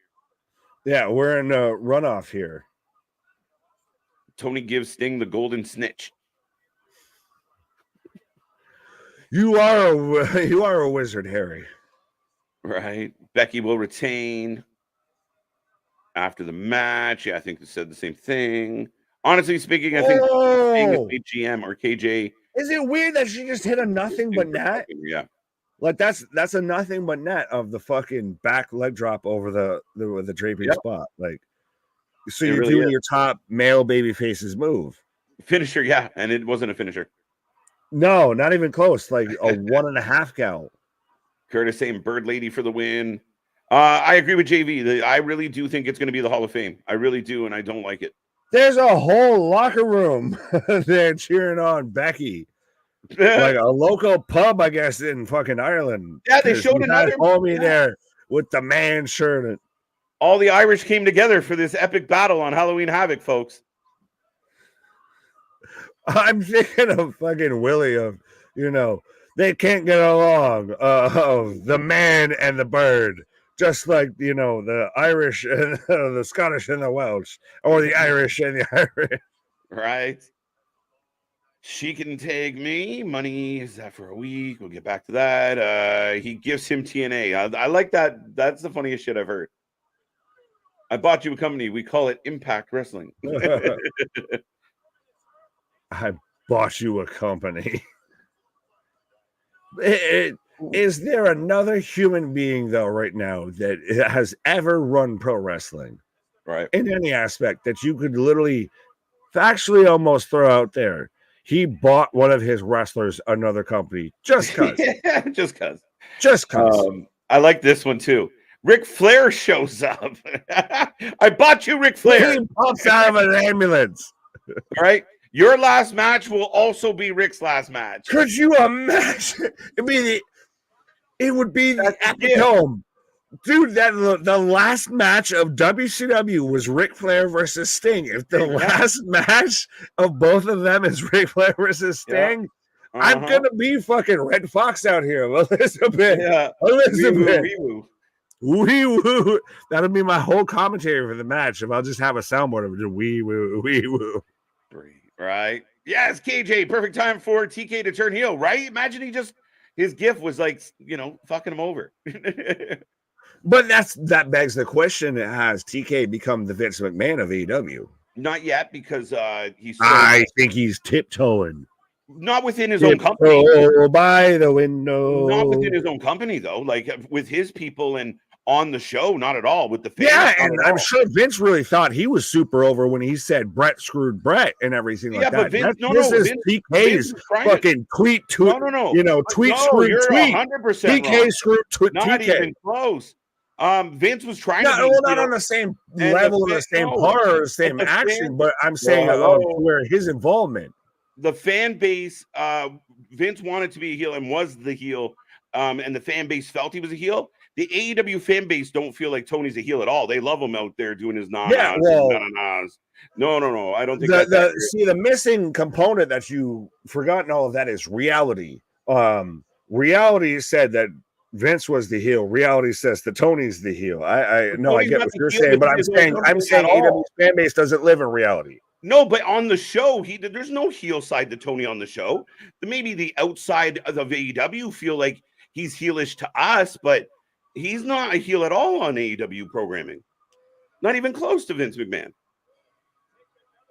He's Eric Bischoff. He's Vince Russo. He's just but not really amalgamated them all into one. But not really, because he doesn't really have a presence at all. He hasn't done anything with it. Like he's just a happy guy. All the fans cheer for him. Like when he walks out on Wednesday, they're all going to cheer for him. He's beloved. I feel like if you polled a common, a non-wrestling fan about AEW, Tony Khan would be one of your most prominent names that gets brought up. I think he's getting to that point. Mm-mm. Really? I would name 100 people before somebody. If we polled 100 people, like say, hey, what's the first person that comes to your mind when it comes to wrestling? Tony maybe gets. No, that's a different question. I'm saying when it comes to AEW, it would be CM Punk or Tony Khan. They might go Box or Kenny. Chris Jericho is probably third. I don't know, but there's no Vince McMahon when it comes to AEW at this point in time. Well, when you say to wrestling, you're gonna get The Rock, The Undertaker, everything like that. But I'm saying when it comes to AEW, just AEW, I still think people would go to the wrestler Moxley. I think they go to the wrestlers before they go to Tony. But he's getting very prevalent for sure. Yeah. Now we're gonna add NXT chant. Great match. I mean, again, we didn't like. Lyra's an interesting lady because she's had really, really good matches. She's really great in ring. She's really shitty as a character. Yeah, we're just like, about her outside of the ring. Yeah. I'm not invested in fuck all that she does, but if she's in a match, it's going to be a good match. Yeah. I think this is perfect time for TK. I got that one. Now we're cooking. If Khan tries to do his version of McMahon, it would be a huge mistake. Even some of the diehards will concede that is blatantly rip off of WWE after trying to say, but they never did. But that's all they do. They would play it a different way. Told you he'd be the snobby little bratty kid. Yeah. CW. Right. You give him a couple. Superplex rolls through. Becky with a fucking planet her with that DDT. Yeah, I like Mark's comment. 1, 2. Two count. He's more of a Dixie than a Vince. I agree. Oh, that was huge. Very much so. I think he likes Dixie or likes to. He's a big fan of whistling Dixie. I'll say that. I don't even know what that means. Jade Jade versus Becky, women's title. Jade wins. Yeah, I think they. Yeah, I do think Becky going up top. Oh, elbow. Sorry. Lyra Valkyria. I don't know why that name sucked. Because there's a better wrestler with a similar name in Taya. Yeah. So we just default to the better wrestler. I thought it was Taya coming back, but they licensed the new I name. know. Like, please. Bring it back Taya. Nope. Not even a little bit. 1, 2. Two count. Oh, I just got the flip. Big kick. Pop. Let me know when you've got Lyra. 1, 2. Her face. Shocked face. Crowd upset. What? There we go. There you go. Lyra, can't believe it. Can't believe it. Hell of a match, folks. And again, when people say, I don't even watch NXT, and I know, our buddy does, we talk about him quite a bit. But at the end of the day, man, it's matches like this. And when you say, oh, well, Becky's getting ruined by going down there, or Becky's taking away from other people's shine. No, watch this. This is the second girl that Becky has put over. I'm dressed up for this show. Just saying. Are you? This is fuck you. But this is the show I was excited, looking forward to this whole week and everything like that. NXT has, I don't even almost want to say quietly, but has confidently become one of the best nights to watch pro wrestling throughout the whole week. This is one of the weekly shows that I look forward to being on stream with, because it's always a great show. As we've got a holy, big kick out. Crazy. And I'll let you decide if that was me censoring me or if that was the channel censoring me. I don't even know. Austin Power vibes. TK giving Sting a mini Sting. He already did. It's called Darby. I would call him mini Sting. Oh! New world champion! Ladies and gentlemen, and clean as no fucking way. She clicked out. Oh, I knew it. Becky Lynch takes the L. And you have what did they see in Lyra that we don't see? She's that was a hell of a match. Lyra what is this fucking hidden mystery fucking poster shit? One of those that shit that you'd have to sit there and you get close enough to it and your eyes cross and you can start to see the fucking picture. What the fuck is going on? The crowd's giving a little like a woo chant. It's interesting. But hey, not what I expected at all. She beat her clean. She kicked out of a manhandle slam. She is the only way this works is if she goes against Jade and Jade just takes the title off of her, which then I feel like that's the worst outcome you could have had. Yeah, that's what I don't like that. Yeah, I was wondering. I said it earlier tonight that could Becky and Jade be a thing without the belt being around, because well, now Becky's got to make sure she hands the title off, because this is the passing of the torch. I'm shocked. Bash is happy. The only matches I give a prediction. If you're getting Jade over, this is the worst possible outcome. What do you mean? How? And because if you have Jade go over fucking Kakao, I don't think she is. It doesn't work. I don't think she is. I don't think she goes after Becky. She goes straight to the main roster. I still think the reports are accurate that she is destined to be on Raw sooner than later. I don't think they're going to putting a lot of investment in her. I don't think she's going to stay in NXT long. Now, I could be wrong. Well, it's just a theory. They've been ambiguous about it because they've had her on every show in some aspect. As we're doing the big reaction, but even they cut back to the pub at home, and there's like one dude that's like, like for real. At least fucking Soraya's brothers out there, coming into the triouts and everything. Nobody gives a shit that Lyra won. Mind blown. This is how you end the show. How wouldn't you end the show? What do you want to do after this? Jade, something. She's fucking there. Jade made her presence. End on a shot on Jade. I wouldn't overshadow the champion by showing Jade. Show the champion. She just won the championship. She got the fucking send off from Becky and everything like that. Like, who's the big contender? Who outside of Tiff? Who would you, if you're not going to include Jade in NXT, who would you have go after Lyra right now? Any one of the big, like you got James that could go after her. You got Jane that can go after her. You got Epiphany can go for her title back. I think there's a good amount of talent there that could challenge that woman. And if she keeps wrestling like that in the ring, I can't hate it. 5-star. I'm still hold out for Tiffany. Tiffany will get her comeuppance, but I think, again, is she destined to be up on the main roster sooner than later? Very true, very true, very true. That's the trickiest part about NXT, right? And I still think they're playing the long game with Jade. The more they just make her appear, the more time they have to work on her at the Performance Center. Is it amazing, though, that we're using Jade, enhancing, and it's a huge moment on WWE's developmental show when she was a huge moment and a huge show on AEW's main show?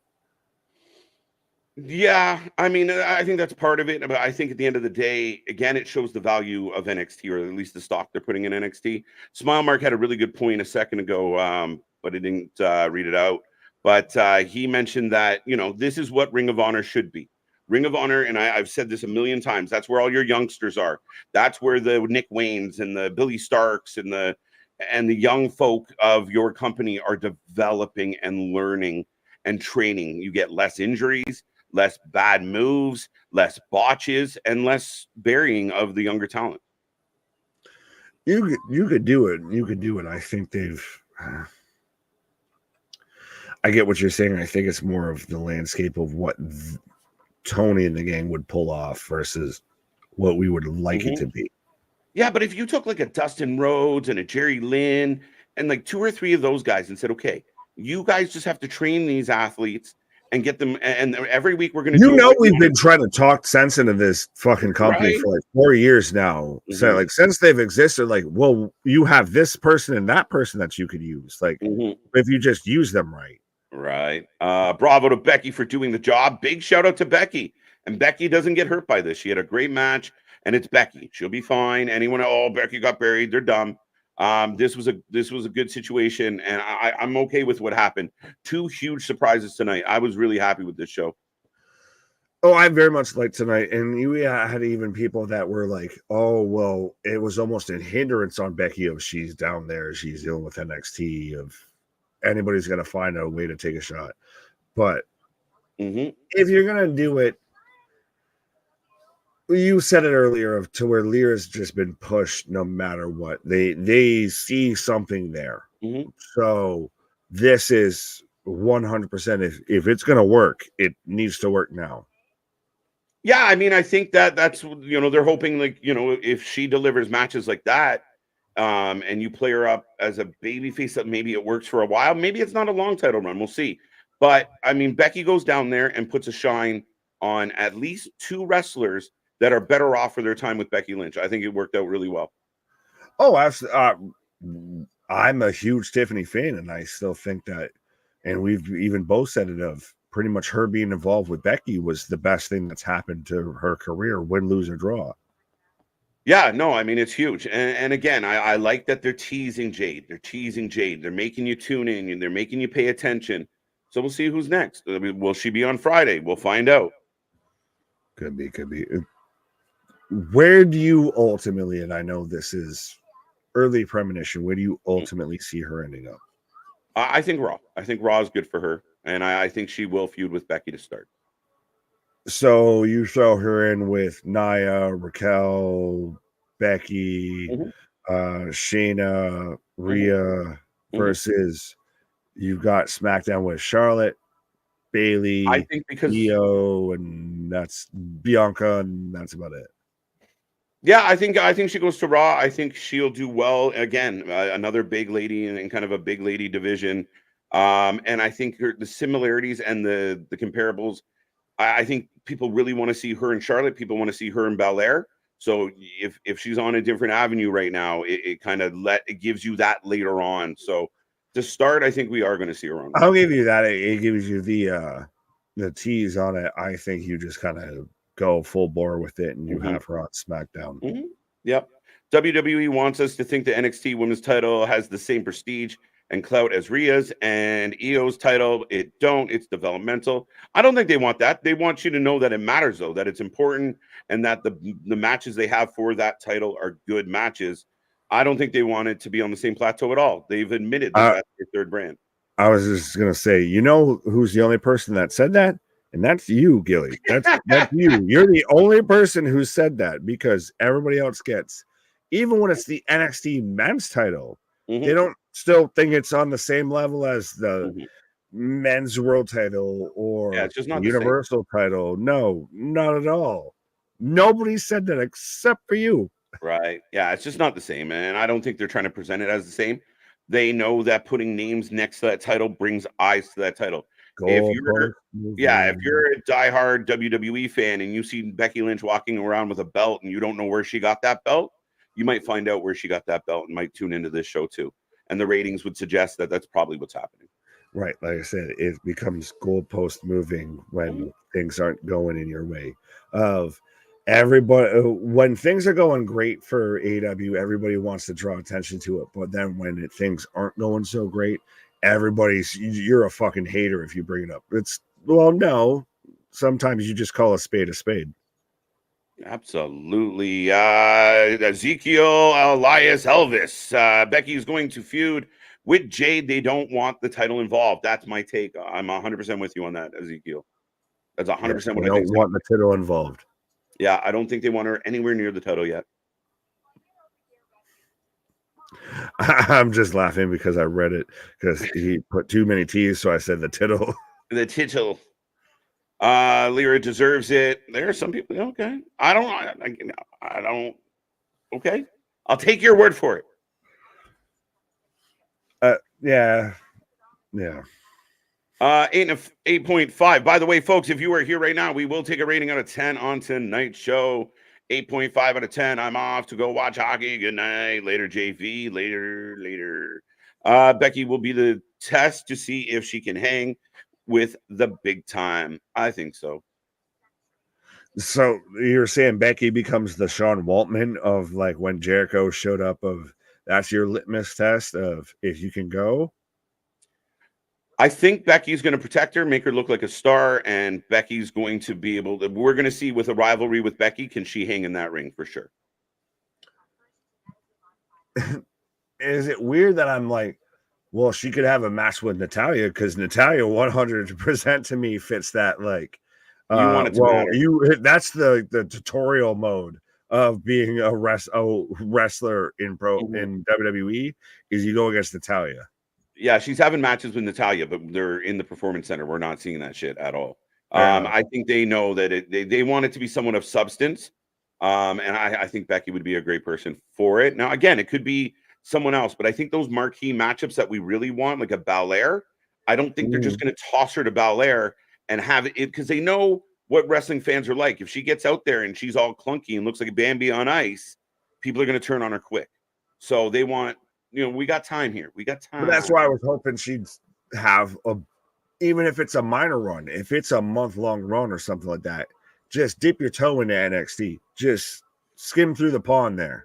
Yeah. And listen, I think originally when they signed her, I thought that, like I said, put her in the breakout tournament, let her win the breakout tournament. When they didn't put her in the breakout tournament, I felt it was because they're investing main roster money on her. Or even if they put her in the breakout tournament, she would have fucking ran the gamut with it. Like, let's be honest. There's not somebody in NXT that you would put over Jade.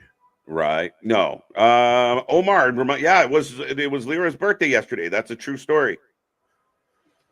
Happy birthday to you. Sound like a mean guy right there. Just who gives a shit? Everyone talks about AEW Impact Fantasy but NXT, I don't know what that was supposed to say. Fans this and that, but NXT fans are effing down for it. I think we're just AEW Impact. Listen, at the end of the day, I think that NXT has been killing on Tuesdays. Impact, again, not every show is my favorite Impact show, but they're solid. And listen, I really like Dynamite. It's just hit and miss. All I can get out of that is, I mean, we may be going, but don't you go Jason Waterfalls. That's all I could get out of that. Stick to the rivers and the lakes that you're used to. Yes. 2 title changes, hands on one night. How cool is that? Great, especially 2 surprises for me. Really great show tonight for Halloween Havoc, honestly. Top to bottom. Felt like a mini pay-per-view, like very much like we talked about it of the opening if AW or any other promotion, Impact probably does it the next best of took a weekly show and made it feel special like this. Fantastic. Absolutely. It's good that NXT talent got the title again. Facts. It's not you don't always want it in the hands of somebody that doesn't quite belong there. Yes, I agree with that. It drew the ratings. Now we're gonna see. Now it's nut up or shut up time. Well, if Lyra's NXT Women's Champion, does it still retain the 900,000, etc., that it's been averaging for the most part weekly? Well, this is where they get smart and they, Dominic's going to be there next week and someone else will be there next week. Like it's, we'll cycle. Too many rounds in the chamber. Nick, they've been pushing. Reload that shit. What's that? I just said we just reload that shit. Right. Nick, they've been pushing V for months. Pause. I'm pushing V like wait. I don't want to know why you're pushing V on my block here or what V you're pushing. Pause. My block. 9 out of 10. Dale likes it. 10 out of 10. I'm so glad that I just caught you with a fucking Scarface reference there. 100%. I literally 10 seconds and I'm like, yup. My man just dropped a fucking Scarface reference. Oh my God. Finally, the NXT Women's Championship is back on the waist of an NXT star. So people are liking that. 9 out of 10. 9 out of 10. Did Becky have like a fucking 3-year reign with this belt or something? Like, why are we acting like, oh my God, she's so far away? Like, this woman hasn't sat there and been the fucking driving force of the big backing for NXT. Yeah, it's the lady from Titanic. It's been 86 years. It's been a long day without you, my friend. Becky's time in NXT is done, and Sean helped create another star. You're not wrong. I mean, I can't argue with that. Maybe he just got his cross-eyed, booking wrong. He's like, no, Becky was supposed to win. Why the fuck did Leah win? Right. 8.99 out of 10 cacas. Plus. Caca. I'm Birdman. I am Michael Keaton. Right. 8 out of 10. I'm going to agree with Vance tonight. I'm going to give it 8 pigeons out of 10 seagulls for the bird lady. It was maybe 8.5. Like, I really, really liked tonight's show. Thought it moved at a great clip. I don't care that it was gimmicky. It's Halloween Havoc. It's supposed to be. It was a good one, Nick. It really was. And I think you said that. If I'm going to play spin the wheel, make a deal, I'm going to, if I've got the Oogie Boogies going on, I'm going to play it even and go, I'm going to roll a nice 7 here. Not bad, not too far over the top. Very interesting with some surprises and everything like that. Okay. interesting, and I almost feel like it might get a lower grade because it's the night 1 to a night 2. Maybe the night 2's that's going to be the ultimate question, is if night 2 is better than night 1. Yeah, I think it's got some legs. We'll see, but yeah, I mean, I hope and night 2 is better than night 1, because then I'll be giving night 2 a 9 or a 10. Like, I mean, they banged it out tonight. It was up. Right. Bum, bum, bum. Pause. As Ricky said, 8.5 out of 10. No, I want to touch on C Money real quick. Of 0 out of 10, no Trish. Man, I usually give you that, and you can have that. But C Money, honestly, on this one, You went against the Canadian. I don't know what that had to do with anything I was going to say. But 0 out of 10 for no Trish. But I think you got we had a buffet of cake tonight, so you deserve some points. Let's go. But the 10 out of 10 for Jade. Come on, let's not ignore all the other stuff we got in placement of Trish as a diehard Trish fan. Now, I was trying to think of how I could swing it back around. Well, Trish is Canadian, and that one was Canadian. I failed. So moving on. Nick needs to be on American Idol. No, I don't. I'd be fucking William Hung. She bang. 8.5. We got Ricky. Thank you. Hope you guys are having a wonderful night. I think we're pretty much close to last call. Well, I like this, and now that they've brought this up, if we haven't fully talked about this, of the catering cam that they have backstage, to where they show like the cheering section of there's like a viewing party. They have their own watch party on NXT. They're just watching us on their stream. Yeah, no, I mean, it's really funny, like, but it's given that like personal element to things of like, we're going back to her hometown and they're all cheering. Like, it does. Speaking of American Idol, it's that vibe, right? Well, it feels like a team vibe, and that's, I think, what's been the biggest thing to bring everything full circle here. I guess what comes around is all around when it comes to Impact and everything. Yes, we're going all the way back there, but it feels like everybody's rowing the ship the one way. Everybody works as a team with that. No one is, you're outshining me. Oh, I don't want so and so here. They're welcoming CM Punk and Will Ospreay with open arms. Just please be here. Please help us do better. Yeah. Goldberg. That's Sting's gift, is a match with Goldberg. Is that a gift or a punishment? We're bringing Goldberg out. You get to smack him in the face. You just get to do whatever you want to Bill Goldberg for 5 minutes.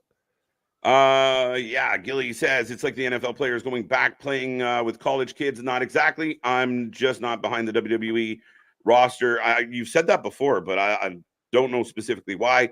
Taking development titles. Again, 42-day run, as our friend just pointed out. 42 days she had that belt. And she made 2 stars in 42 days. Once you make it to the big stage, well, what about an athlete going back down to the minors to get a little stint, or you're past it and you put a veteran down in the minors to help develop the young talent? That happens all the time, right? Am I right about that? I don't get what it is with us just as a species of we can't be nice to each other. Of no one can ever just fucking give back or just do a fucking do it for the love or anything like that. Of nobody can reach out and help somebody up on it. It's like, well, they didn't go through what I went through, so they got to go through what I went through. No, the fuck they don't. You're well, not even that. To me, your position is you help pave the path so we can keep going fucking forward. Yeah, no, but even beyond that, you see it all the time where veterans will go down to lower leagues and do other things and get involved. Some will go overseas because they're contributing. They're helping the next generation. Look at what PCO has done for fucking TNA. Yeah, good example. I'll take that. But yeah, I mean, it happens all the time. So to say like it's to go to play with college kids, yeah, it's kind of step backwards in that regard. But at the end of the day, I mean, you got to look at it as you're helping develop the future. Becky didn't take anything from anybody. She gave. Yeah, if I go back and play with college kids and all I do is help, make their shooting guard and their power forward look like they should be up there with me, then I did my fucking job. That's solid. I feel you, but NXT is fighting a new TV deal. I'm sure the main roster integration is temporary. I don't know how temporary it is, but to boost the ratings. I don't mind stints. I really don't, guys. Temporary or permanent, I don't think it's bad. No. Pinhead and Shining Twins were the best costumes. Pinhead was awesome. The Shining Twins were amazing. Yes, who won the costume contest on NXT? Was it the mystery man dressed as Roman in the background? Was it actually Roman? The Roman might take it. You know, the easy answer is whatever. Was it CJ dressed in the back as fucking Ezekiel Elliott? Maybe the Epiphany, the double Epiphany was the costume of the night. Oh. I'm out here looking like the guy next to fucking Fat Tony. I don't know what's going on. I'm seeing 2 here. I'm seeing 4 here. Right. Jade feels like a knockoff heel version of Bianca Belair. Oh no, I can't agree with that at all. I can't. I think you're completely wrong. Sounds like you need some tweaking of the fucking spectacles there. Yeah, I mean, yeah, I don't think so. And I don't even feel like she's been billed in the same vein. Like, I think that's completely inaccurate. The main vitamin from True Blood V is yes, it is. Got to get that V. Oh, see what comes around is all around. Dom defending the North American title and the women tag titles finally getting a title defense along with Ilya Mello 3. NXT will be great ratings next week too. Yes, let's go. Absolutely, absolutely. And it's going to be even closer. It's going to actually be on Halloween. Yeah, it will be. We'll be here for the Monster Mash. But booking the mash. It was the Monster Mash. All right. I love the catering camera. Jobson's a natural. We got that one. Great show tonight, guys. Yeah, we're going to call it quits. Get ready for a gift of Stinger tomorrow, KJ and Nick. No, sorry. Steve Money got my reference here of I'm seeing double 4 crust. Do you think Rainmaker Okada is a big draw in AEW, KJ and Nick? No, I do not. And I do not. If he was built up, maybe. Yeah. Just on a random Wednesday, fuck no. Yeah, and again, you're putting like even some of the matchups, even with RVD, you're like, is this really the best thing you could do with this dude? Dark Order kills me. I'm seeing double. All right, folks. Last but not least, I'll give Richard some love here. I'm sure Jade versus Becky is soon. However, I'm unsure of the direction. As it's telegraphed that Becky versus Rhea for Mania. Is it that though? I think that's one of those social media assumptions that we're going to get Becky and Rhea. They haven't been anywhere near each other. It could be a lot could change between now and Mania. I think what's great when it comes to pro wrestling, and if we're going to go specific WWE, is we think we know a lot of what's going to happen at WrestleMania 40. We have no fucking idea what's actually going to happen then. No, I don't think so. I mean, again, and that's what I like about this. We got Rumble, we've got Survivor Series, etc. to get through. Yeah, we got lots to go. And I mean, even just the introduction to Jade, there's a lot of debate on what show she's going to be on, when she's going to start. Nobody knows. Everybody thinks they know. There's people out there that will tell you they know. Nobody seems to know. And we find out when we find out. Absolutely. Right. Juice will beat MJF tomorrow, 100%. Kyle, correct. We'll just go Monday, Tuesday, Wednesday for Nick on this one. Why do you wish pain upon me? What did I do to you that you wish pain upon me? Because no, MJF wins. Yeah. No, I don't think so. I think he needs to lose that ring. Why don't you like me, friend? Right, I do, but I think he has to lose the ring. I think it also helps Jay and the whole bullet. You need a bad villain stealing some shit. He's got to win everything back. He's got to win the ring. He's got to win the title. You've taken everything from this man. Lost his friends. Lost it all because he lost his edge. One shot, then it just turned this into a fucking Fast and Furious movie. Right. Yeah, I agree with this one. Jade's getting billed. And I think that's partly why you're only seeing her. They're taking time and giving her time in the training center to get where she needs to get. Well, think about even how many video packages we had of Lexis King before we saw him debut tonight and everything. And you're going to do that even more a bit with Jade to where 100% once you have her in the ring, it's the hit or miss. It's make it or break it time. Lexis, you can get a little bit of some extra way. You and I disagreed on how the match went, but still same outcome. Mm-hmm. If you have Jade versus Jobber versus Jade versus Becky as her first match. 2 different stories. Mm-hmm. For sure. Christian comes out and tells Gold, "You are my father's spear." Okay. And that's it. On that, has to lose it, pal. Okay, buddy. Got it, my friend. Hello, my friend. We'll meet again. Right on, bucko. I don't know what Jason's going on with my music taste, but you can have that. There you go. There you go. It's amazing music taste. Or awful, depending on your perspective. It depends on how you want to look at it. Right. But ladies and gentlemen, that is Halloween Havoc Night 1. What a fun show. I hope Night 2 is just as good. Tomorrow we are back for Dynamite. Thursday we got Impact. Friday the doubleheader with me and Nick. And then into the weekend we got so much more coming your way. Make sure you hit like, subscribe. Be a part of the family. Do not miss a minute. We really do cover more live wrestling than anyone else out there. So thank you, thank you, thank you. Click all our links. And happy early Halloween, I guess. Yeah, well, I'm surprised this isn't like, do you have like a Canadian Halloween that's somehow ahead of us or at a different time and everything, like how you have Canadian Thanksgiving that's at a different time or anything? Our birthday's on a different day, but we celebrate Halloween at the same time. There you go, 100%. But often imitated, never replicated, never duplicated. Our shit is real, our shit is raw, our shit is authentic. When you're talking about the wrestling, you better put that for life with it. Come back tomorrow, folks. We'll see you on the flip side. Good night.